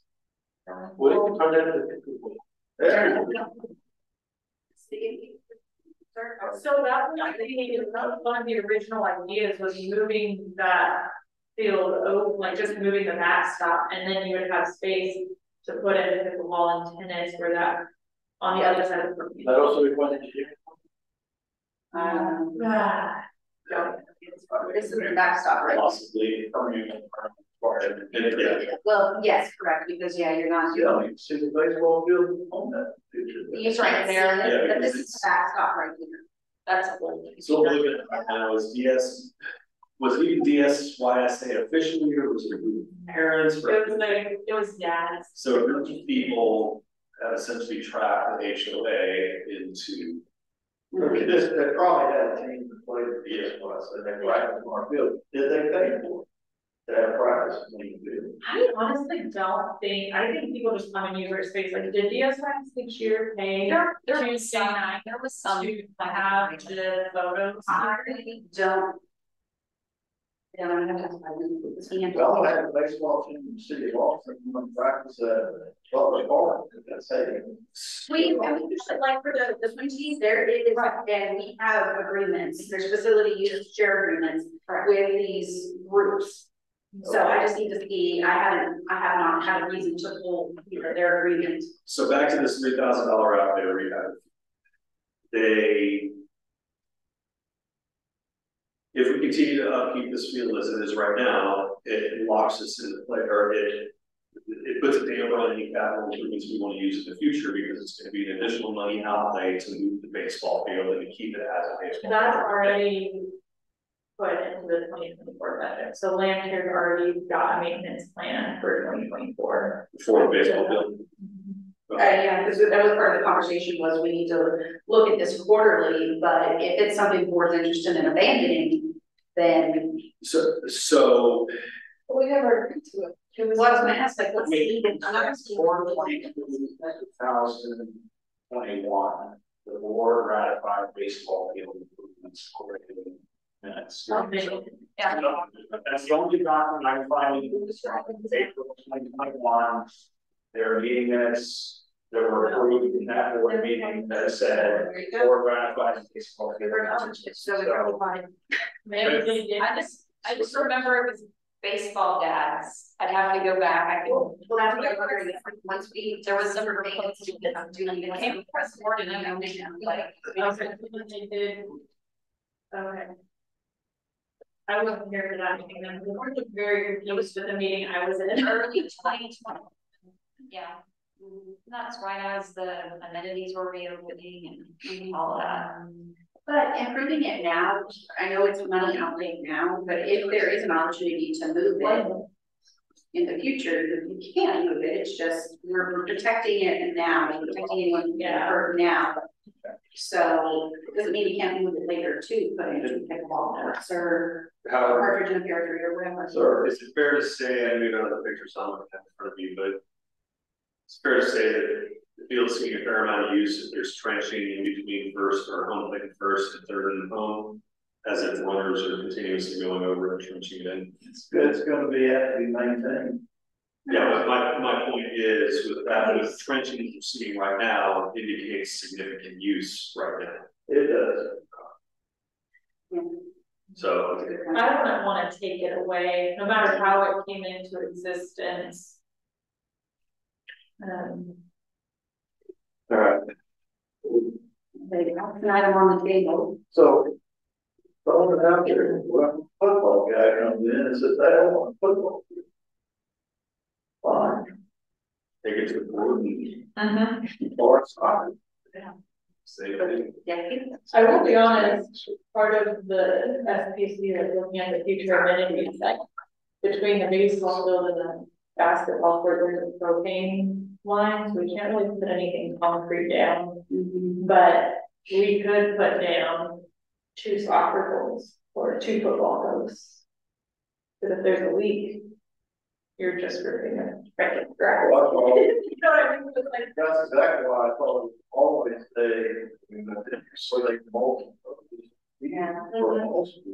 So that 2.5 years ago, the board decided to make it a baseball field, not used. I don't know if it was already changed and they just refurbished it. because they ratified they didn't approve. So I always wonder if it was done and they just ratified the actions of the parents putting it in. They're like, okay, No, there was a whole thing, a presentation by this dad group, and there was a whole thing. But I wasn't here in previous years to know if it had already been created and they just refurbished it, like what you're doing now, what you're talking about doing now. I wasn't here. They may have done that then. I don't know if it was just based on what It was just about. The dad. Kids don't have to have running at.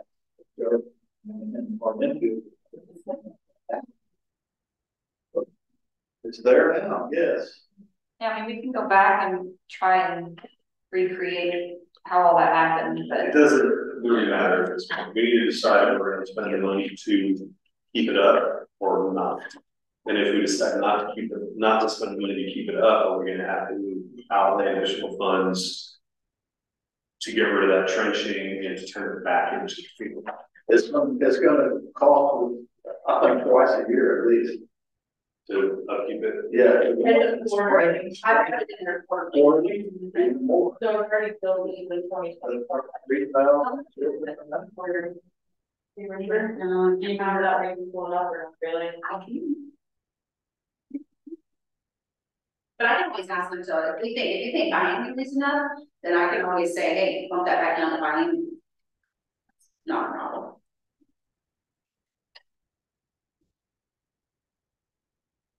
I would say if you want to do it by twice a year, spring, like in March or April, and then again maybe in June, and that's it. Everybody will grow up after that. I know they have fall baseball. Anti that. Fall. I will say there's the cutest man. I should say this. There's this man who comes out and hits baseballs every morning. Here? Yeah. He is so cool. Dozens. My kids and I have done, and he does it sometimes in the evenings too. And my kids and I will come out and play, and he's like, come over and give them batting lessons. Oh. And they did it a lot further after he instructs them. That's awesome. Yeah, I've seen it out there fitting, and then I'm like, he's part of the team. That's his work. So people are using the baseball field right now, it's a safety issue if we don't outlay this money to get back up to snuff. Or if we don't revert it back just to grass, but I think we'll have that much to do that at this point. So he's got it, they've got it in the budget for the total price for the year, quarterly though, service, $6,400. Would you ever just signal that residents are using this on the survey? Yeah. I don't think. Here's another, yeah, it's just our residents using them too. I mean, we have no way to. No, it's not. Not like, we can control that. You've been here at 6 o'clock, 7 o'clock in the evening. This place is just warning when people who don't live here, because they come in asking to use the bathroom. And they bang on the door, and because there's no bathroom, and the kids gotta go fight. We don't live here, sorry. Can you let us in the bathroom? No. No, it's the other one.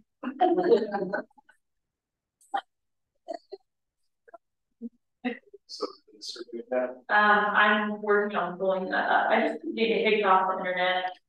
So, but I'm getting there. So $6,000 next year upkeep and split up quarterly. Correct. So And it's $1,500 more of the outlay because it's been, keeping it up is cheaper than getting it back up. yeah. Right. But I do think you are right. We probably do need to add back in. Just looking at like the future for the amenities survey, we probably do need. There's a lot of dads out there that can volunteer to really make it nice as they want to. Sure, but we do need. There's that soccer back in. Yes. Where's it coming from? it's like every day to fire, and that's when Ashlyn was here. Not that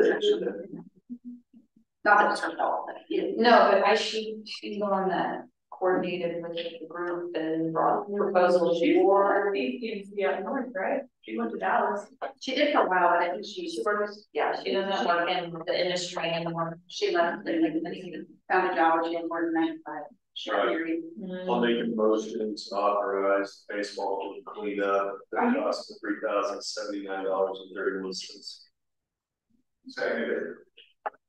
Was that me? All right, any discussion? Yeah, I'd like to see what the amenity survey says before we vote on this. Yes. It's an existing amenity, there's a safety issue if it stays as it is, we either need to get it back or just never wipe it out. I don't think wiping out amenity right now is the best decision.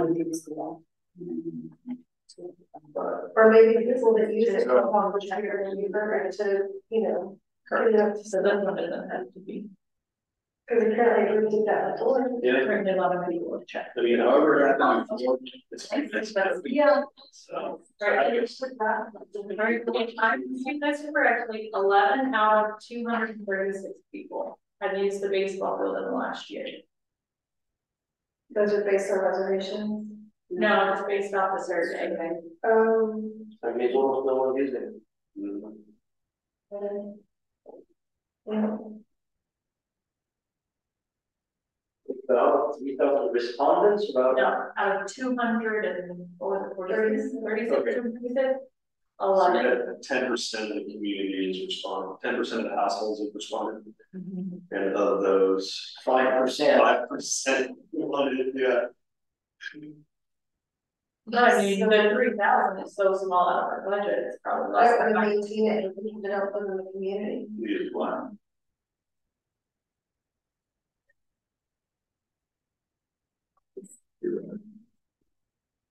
We don't know where they're coming from. So question, why don't you just wipe it out in place to like soccer, or football, nets, or golf?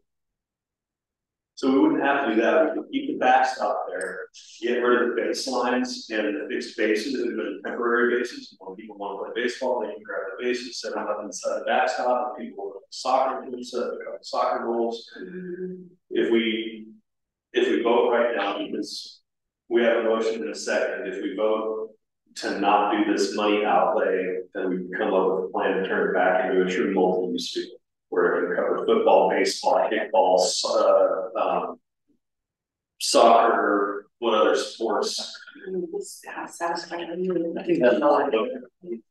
I agree with my concern right now is the fact we have existing amenity that's a safety issue because of the trenching, and we either need to fix the trenching in such a manner that it's back to being a baseball field, or fix the trenching in such a manner that it's back to being A safe field. a safety.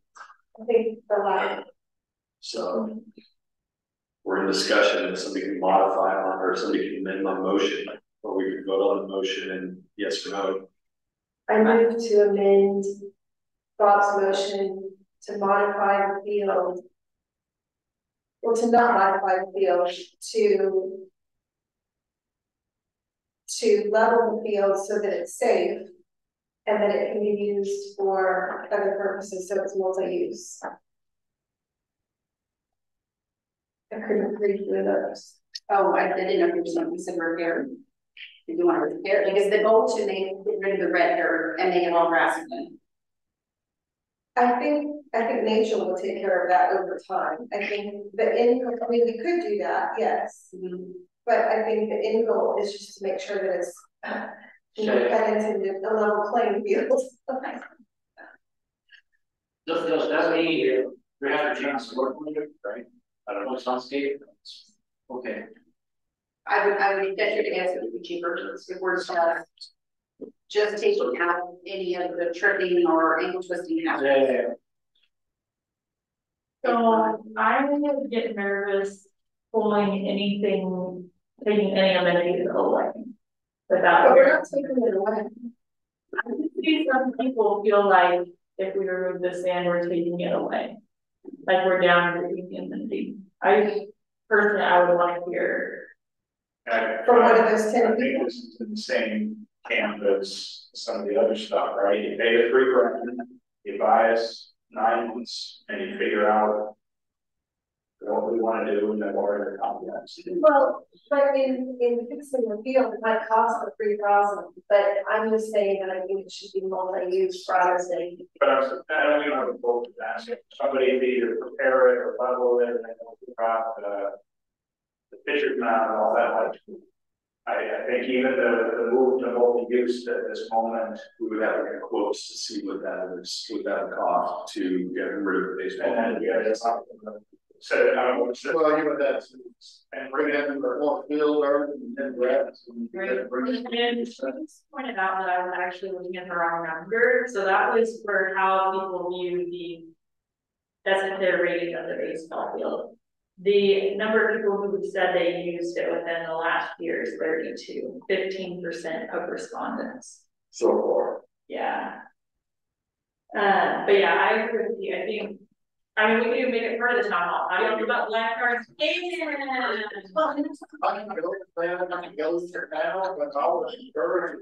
at is if we put this in, we may have to relocate the baseball field, or we may have to do away with the baseball. Like, these are all considerations that can go into that greater topic. Yeah, just as a safety thing, I think we should fix the stand. And then we can look at it at the town hall. But talk about lifeguards and baseball. What we had is Mosella's dad or dads, they wanted to make a major league baseball field down there, so they cut the base paths and made it dirt, and that's not, a lot of high schools don't have that. Yeah. And the board, We got some crazy dads. the board at the time was like, we will not put lights, we will not have games here. The board was very adamant, like, with the sand here, it will just be practice. And they cut the whole infield with dirt too, which, wow. So right now we have a modification on, or an amendment on my motion for Trish that hasn't been seconded. I'll second it, but we're gonna revisit this. Well, do you want a second? Trish's motion was basically, Bob's motion was to do everything in this proposal. But Trish was amending it to do less than, just fill in the ruts and whatnot and make it safe, but do nothing else. So that would need a second. If no one seconds that, that motion dies, and then Bob can re-motion, going back to Bob's original motion. And that would be either we vote to spend the outlay or we not vote to spend the outlay, to spend money and recycling it. So would anybody like to make a motion to Trish, or make a second Trish's motion to simply repair it for safety concerns? I second. Okay, How would it look if you just did that? I can say the grass eventually is going to grow over here.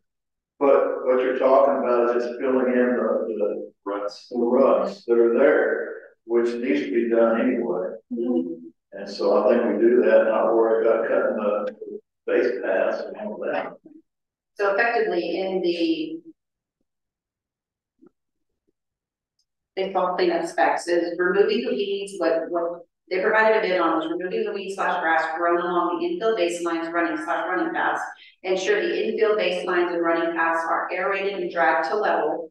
Correct any ponding or standing water with fill dirt as needed, repairing any holes, mounds, or ruts in the turf with the baseline / running path boundaries. Removing the lip or soil buildup between the infield and outfield boundaries, because that tends to collect and it could be a tripping hazard there. And replacing the home plate and bases if torn or damaged. We have a home plate and they. It's fancy out there. Oh, I need to go out there, but.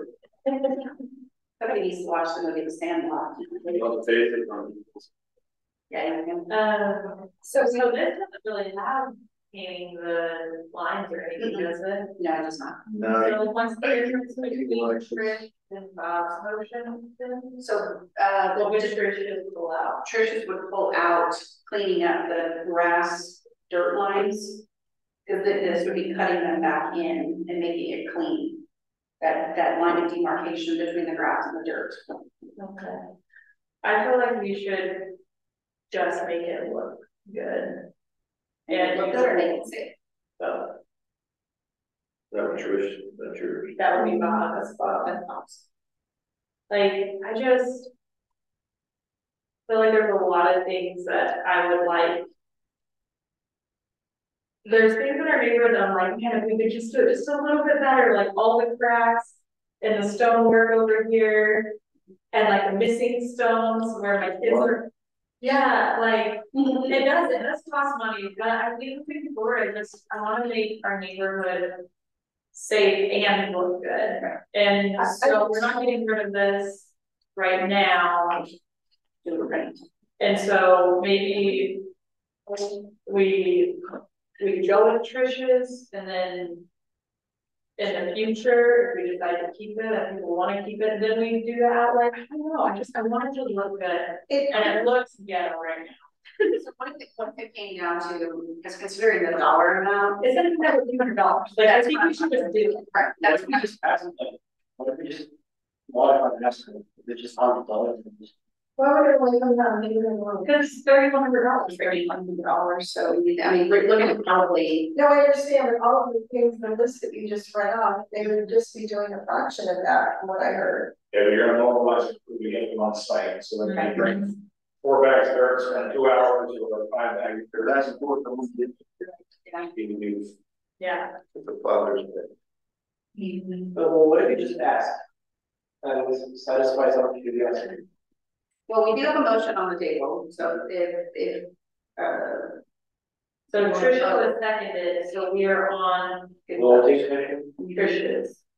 All right, so your motion is just to fill in the ruts make it safe. and make it safe. With the idea that it would, could be more multi-use. Like, to what Howard was saying. I mean, it could still be used as a baseball field, but people can use it for, you know, if they want to play football out there. It doesn't have to be an official football field with 2 goals, but I mean, to be clear, the intent there, because we always talk about like, what does it say, and then what was the intent? The intent is to let the grass take back over and just make it a multi-use field. right, So rather than eventually ripping it out, Right. we would just keep. I don't know that on the process though. Yeah, you don't. It's like you're trying. It's no terrible. All right. So. Yeah. Is there any other discussion on that? All right. All in favor, say aye. running out. Tricia. Yeah. All in favor, say aye. Okay, who all raise your hand for me? All right, raise your hand and say aye. Years. All right, raise your hand if you just said aye, please. I'll go with the truth. All right. Ayes have it. Yeah, ayes have it. Okay, so 5 yes, 7 no. Who were the no's again? 8 said no. I'm abstaining. You were abstaining? Okay, so it's 4. And 2, and so. Is this something we can look at? You said no, right? So which Oh, part? they all said, yeah, there's just need to that in it. So yes. Oh, just you and Pete that didn't say yes, so you abstained. So this is a one-time thing, and then we, I think, we have a discussion still about what that future looks like. I'm not anti, but Then we will our invest not will be abandoned altogether. I'm not. Yeah, it used to be a true multi-use field, and if this impedes other sports to be able to play, we need to convert that. I agree. Well, my thought is we might create other sport fields with the amenity survey. Yeah. It's kind of, like the ultimate frisbee. yeah. All right, Oh, I got a baseball field, let's do. that is, hey. Wow, We do have a couple of writers, some companies who would have got it. The lines and yes. Furniture. Yeah. You're absolutely all right, here we go. All right, so you have 2 things, that are for potential vote that are not on the agenda. So we're gonna definitely make sure that there's time for residents to speak. But one of them is the code gate repairs / operator replacement. So the code gate's malfunctioned again over the weekend. And given that the committee previously stated that they would recommend the board approve replacing the operator should the gate malfunction again, I have circulated an email to the committee, or Marcia has circulated an email to the committee requesting a vote. She has asked that they cast the vote by 5 on Wednesday, so what was your vote? Their vote was in favor. All right, and so they are in favor. Trying to pull up the yes. Yeah, the last I checked, there's 10 on the committee officially and 8 voted in favor the last time. Got it. Yeah, so I don't think they're in favor of the decorative element because it's pretty expensive. So they are interested in, let me see. So it includes 2 single button remotes, fancy keypad, internet gateway, battery backup with control board, monitor, retro, reflective photo eye, LMR-RUL, and the installation labor. So this is gonna hopefully fix the gate close is the goal, and the total is $28,144.48. Can we have a wait? We can't make a motion. We make a motion first, and then they're allowed to speak. Motion second, and then they're allowed to speak. Yes. All right. So would anybody like to make a motion to accept the gate doctors? What is it called? A quote. Yeah. For $28,144.48 to replace the 4 gate operator. Well, they're committed. Right. So motion. Okay, cool. So we have a motion from Bob. We have a second from Howard. All right, and so does the discussion go to the residents first? Okay, so this discussion goes to the residents first. So is there anybody here who would like to speak to this? I would like to say what you just read off, that's the first, and I'm on the committee. That's the first I've heard of what it is that's included in what we're paying $28,000. So y'all didn't receive this quote? It was linked in the email that I sent to everyone, and it was linked in the Google. Would you like this one? Yes, I would like to look at it. And not that we can't do it anyway. I mean, we have to do it. I mean, what's the point of having the gates if we just leave and do nothing? So you knew the dollar value at the time of the vote, you had that number? Well, I knew what the value Okay, was. Yes, okay. but I didn't know exactly what it was, what we were paying for. Messages misspoke because in the Is this an upgrade to what? Oh, yes. Yes, they indicated that these slip masters are what they prefer to put in because they only the ops manager said it's a 1% failure rate on Yeah, them. I remember reading that. Yes, and I know we went back and forth with what the warranty is, and I explained to the committee on who the board got this information was I was misquoted with a 7-year warranty on them by one gentleman with Gate Doctors, and then when I talked to the ops manager, he said, "You kept saying 5-year warranty." I said, "No, 5-year warranty." I thought he said 7-year warranty. He said, "Oh no, it's a 7-year warranty is on a residential use. We're commercial." So he said that because he already quoted that, they were going to honor it, but it's normally $500 extra per operator for that extra 2 years. And I said, "Oh no, you're going to revamp that, and we're going to." So they're working on putting together the, that language to make sure that the 7-year warranty is still valid.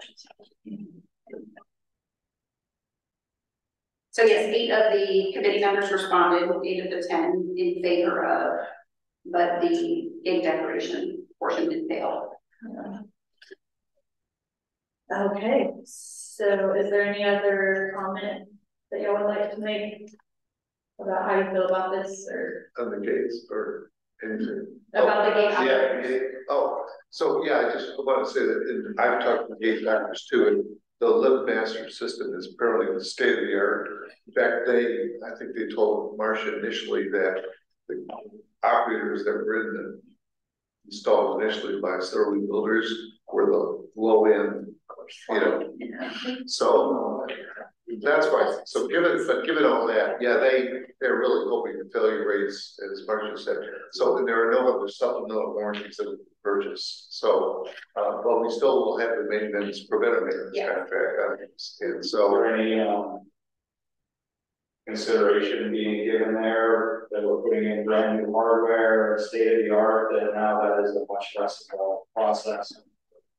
They recommend some back end savings, which is actually nothing to maintain. I can ask them, but a lot of the preventative maintenance involves like blowing off the eyes and, you know, keeping dust off of things and, you know, oiling and, you know, keeping the components operating as it should, rather than coming out and repairing things, because when they come out to repair things right now, because there is no warranty, we're getting bills for that. So effectively, there is a reduction in the overall cost of the operating of the gates because they are brand new. So if anything does fail, it's covered under that warranty.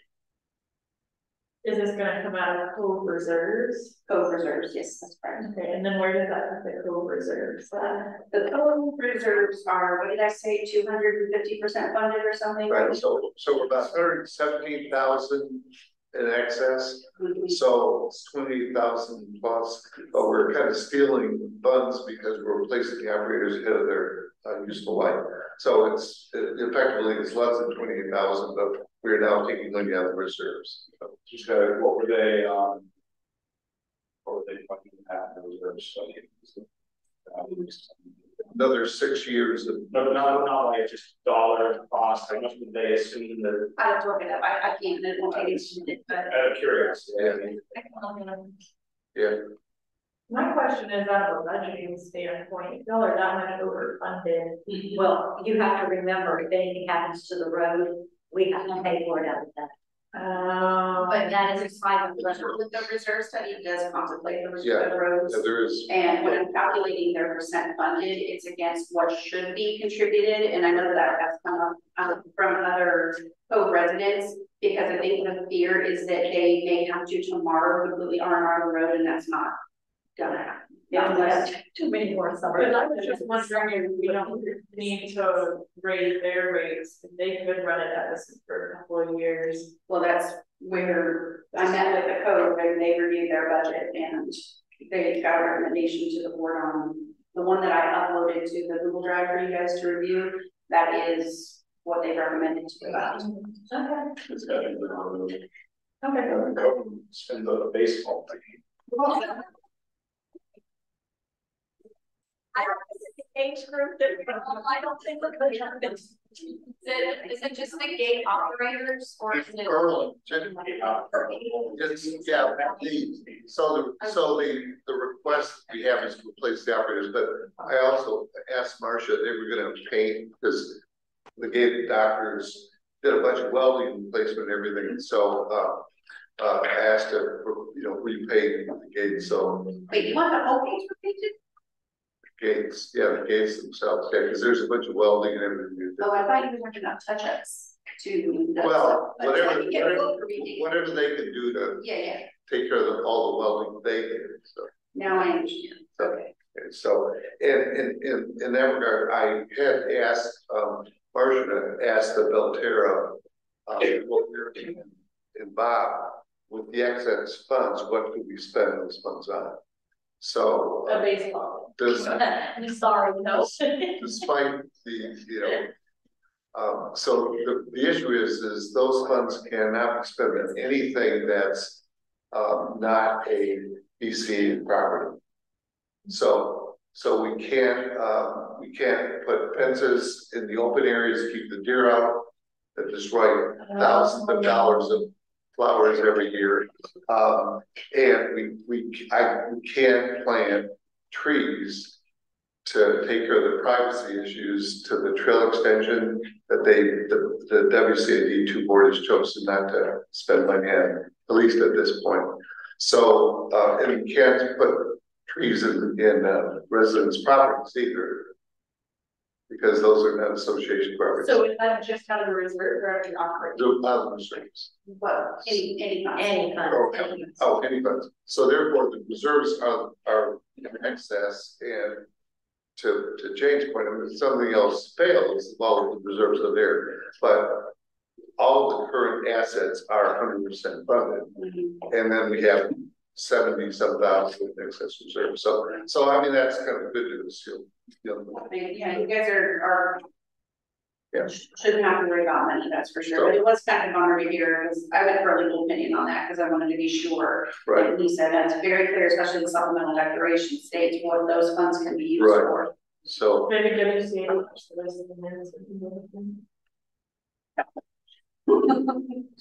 but we are willing to loan the BCA money at 19% interest.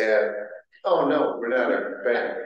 But if there are, looking at the Fed prime plus 3%, make you a good 5-year semi-commercial loan. Bob needs additional funds, I'm sure we can. And by the way, those excess funds are in money markets. So. But I had a couple quick ones. Oh, Jamie, did you have anything else? Well, we need to take the vote on it. Fred did just step out, but we do have a quorum to deal with that. Yeah. So if you are, or wait, is there any discussion amongst the board? Okay, cool. All in favor say aye. Aye. Any opposed? Awesome, the motion, does it still carry unanimously? Yes, but I would make a note in the minutes that Brett stepped out. Thank you. Did Marcia, you send that note out to the co-presidents then? Yes, I talked to Ken about that. I did send lots of thank you emails. Yes. All right. Couple items. Well, We're not done. All right, so the one other thing that we have to discuss that's not on the agenda, so there will be open time for residents. We've received 2 additional quotes for holiday lighting. Darla did a great job getting those quotes from the different vendors. And so originally, if you remember in the last meeting, they came to us with just a quote of lights on the roof here and the one entrance at Belterra. But we were wondering if we could do more, like light up here at our sign at the rec center and at the different entrances of Belterra.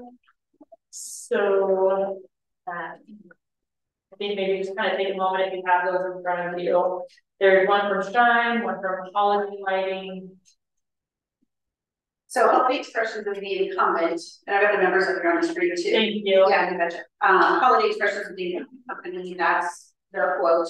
But it is $12,000. Shine, Kate Heidi recommended, I think a resident in the audience actually mentioned, you should get Shine. Shine replied back and said, this is what they could do it for. However, they don't normally do the rental like we do, or what we're used to. So he all in, he said he couldn't rent us the greenery, we purchased that, so that'd be a $4,000 outlay, but he would do the other stuff for $7,000, so we'd be kind of at the same amount. And that he would this time consider doing the rental to get the business basically. What? So if we own the lights, we have to store them over. Right. Yeah, that's a store. A lot of times, some of the companies do that because my former association, we use Shine, this is in Florida, and they stored them, they took care of everything. We never had, I never even saw. Some companies will store it. The trouble is that I always prefer to rent because they take care of the maintenance. If something is too faded, they replace it. Other than every few years having to buy new stuff, it's kind of just easier. Kind of like when you lease your vehicle, right? You don't have to worry about it, it breaks. So what exactly are they doing? What are they looking at other than the front entrance and? It's the 4 entrances they're gonna do here at the rec center of Belterra sign. But not kind of like lights here. Oh, yeah, The lights for the buildings. oh, Well, they do lights at the entrances as well. no, I mean, like in the subdivision, how they usually have a little garden that's strung around.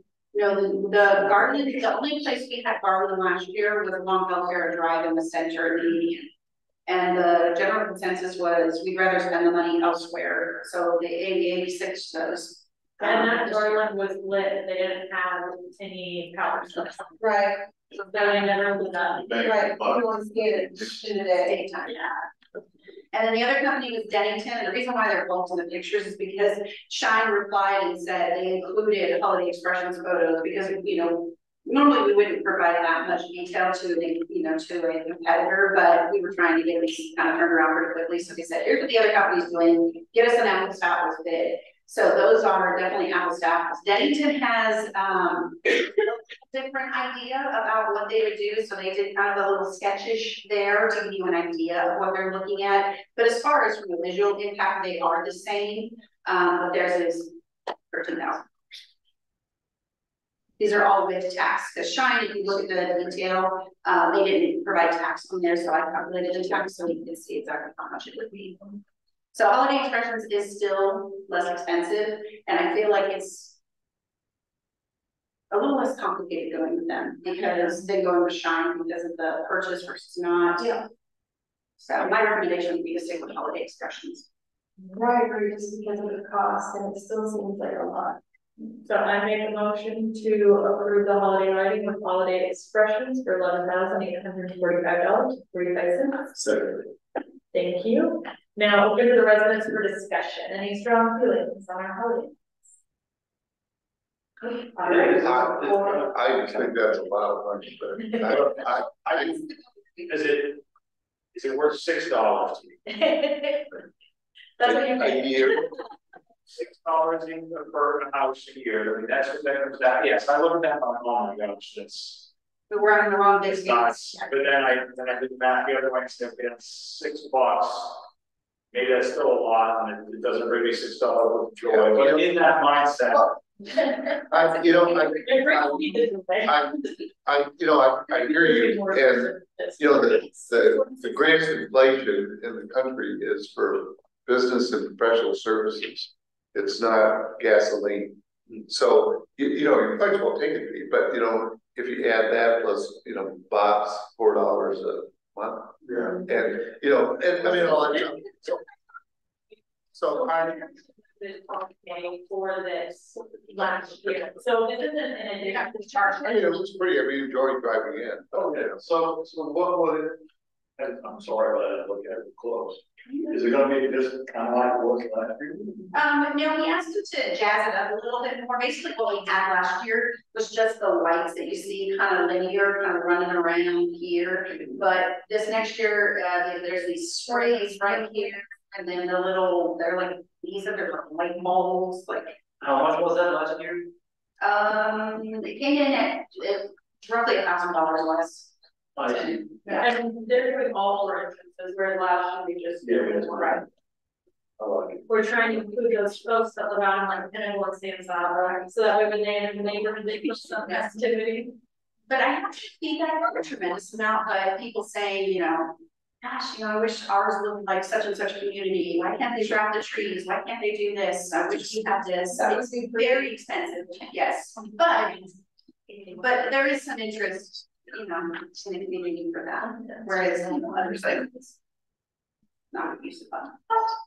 Again, expectation. Any other comments from the audience or the board? Okay, all in favor, say aye. Aye. Any opposed? I think that carried unanimous. You abstain. Each abstain. Yeah, we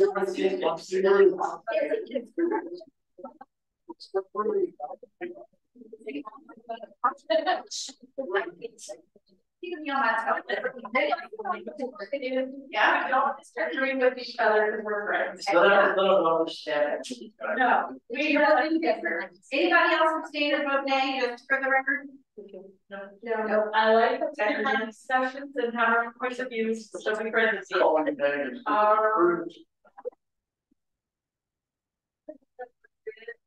not allowed to do that at board meetings. All right, I think we are now going to officially say this more officially. At this time, we will open the floor to any resident comments. There's not a finger pointing, right? I was giving an opportunity. So He's longer than me, I guess. Go ahead. Yeah. Sure. Thank you. First off, I share a very similar background with Bob when it comes to water, I guess. It did all the same things. I would like to talk to, I guess, to start with Marcia someday about this lifeguard situation. I have some ideas that might make this gel better. We love it. You have any idea? Yeah, and that's what I have to say about that. And then for the rest of this, I'm going, all this money you guys are throwing around, I've been in the wrong business. So that's all I want to say. Thank you. Thank you. Thank you for coming, Steve. All right, Jen. So I really appreciate all your discussion. I really think we work well as a board. So let me preface that. So I want to start. I really agree with Howard and capturing some of your comments. I think the amenity survey helps to tell the board to drive your decisions on what's really necessary. A lot of discussion on how many pickleball courts you need and basketball courts, but Howard, you're playing, baseball, a baseball diamond, football or soccer. And unless you ask people what they want, then you're all kind of guessing at what to spend money on. So I think Trish's motion on make it safe and level and everything else, and let the Bermuda grow in is probably great. So I really agree with Pete that separating the vendor from the stakeholder survey, because one of our co-committee members is a real estate agent, and one of our expectations is our property values keep going up.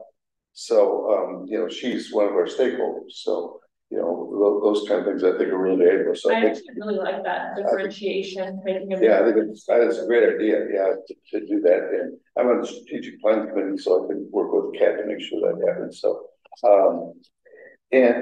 just as a comment, in one of my previous jobs at General Motors, I was a strategic planning manager for $1 billion staff. So we had a strategic plan. I lived in a 200 home subdivision in my previous home in Michigan, and it was a golf community, but we had a strategic plan as well. So my general comment is the strategic plan drives the assessment increase rather than assessments driving the strategic plan. So, that's kind of a general comment. And any communication of whether the assessment goes up, I'd like Bob your $4, a month, or I would say that's a cheap bottle of wine at HEB. So, a really cheap bottle. They're 3 for $10 if you have. So you could get, Stan Cantino, some good cooking one. So, but I think more important is to say what the assessment is for. That's what we did to help communicate that. So it wasn't trying to justify $13 a month or whatever. It was explaining, well, this is a part of the plan. By the way, you said you wanted a multi-use field. So that's why we're putting in goalposts in front of those soccer nets. So, you just explain, and people understand that, but just to say, we're putting in lighting for $13,000, for us older people, $13,000 don't take a lot of money. So, but I appreciate the fact that that's the reason why. So, and then finally, I agree with Pete on the town hall discussions of how people feel about security and the lifeguards. I think that's very much worth asking, or we could say, just let the parents take care of the children would be good. That's always an issue. And also the amenities that, you guys have talked about. So I think that a town hall is really great to talk about.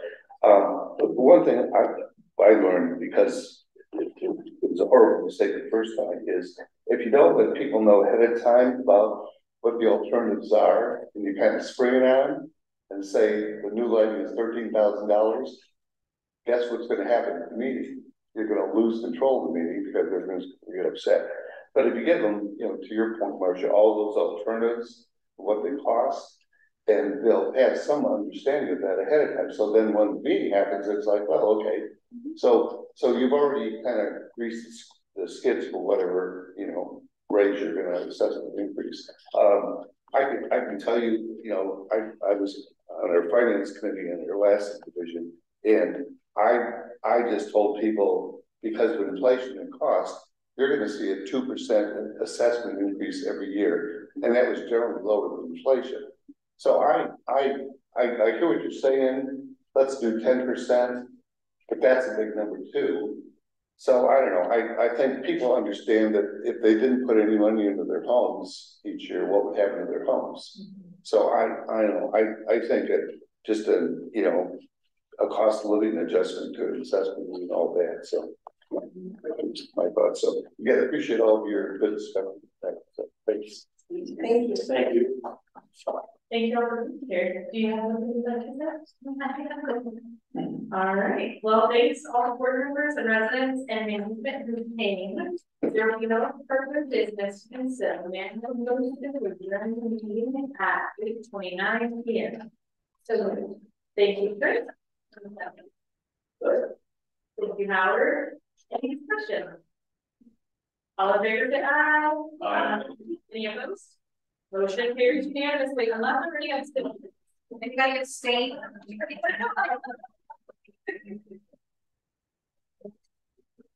Okay, you're opposed. So, you talked about this decorative element. Oh, there are these San Selma signs that we wanted to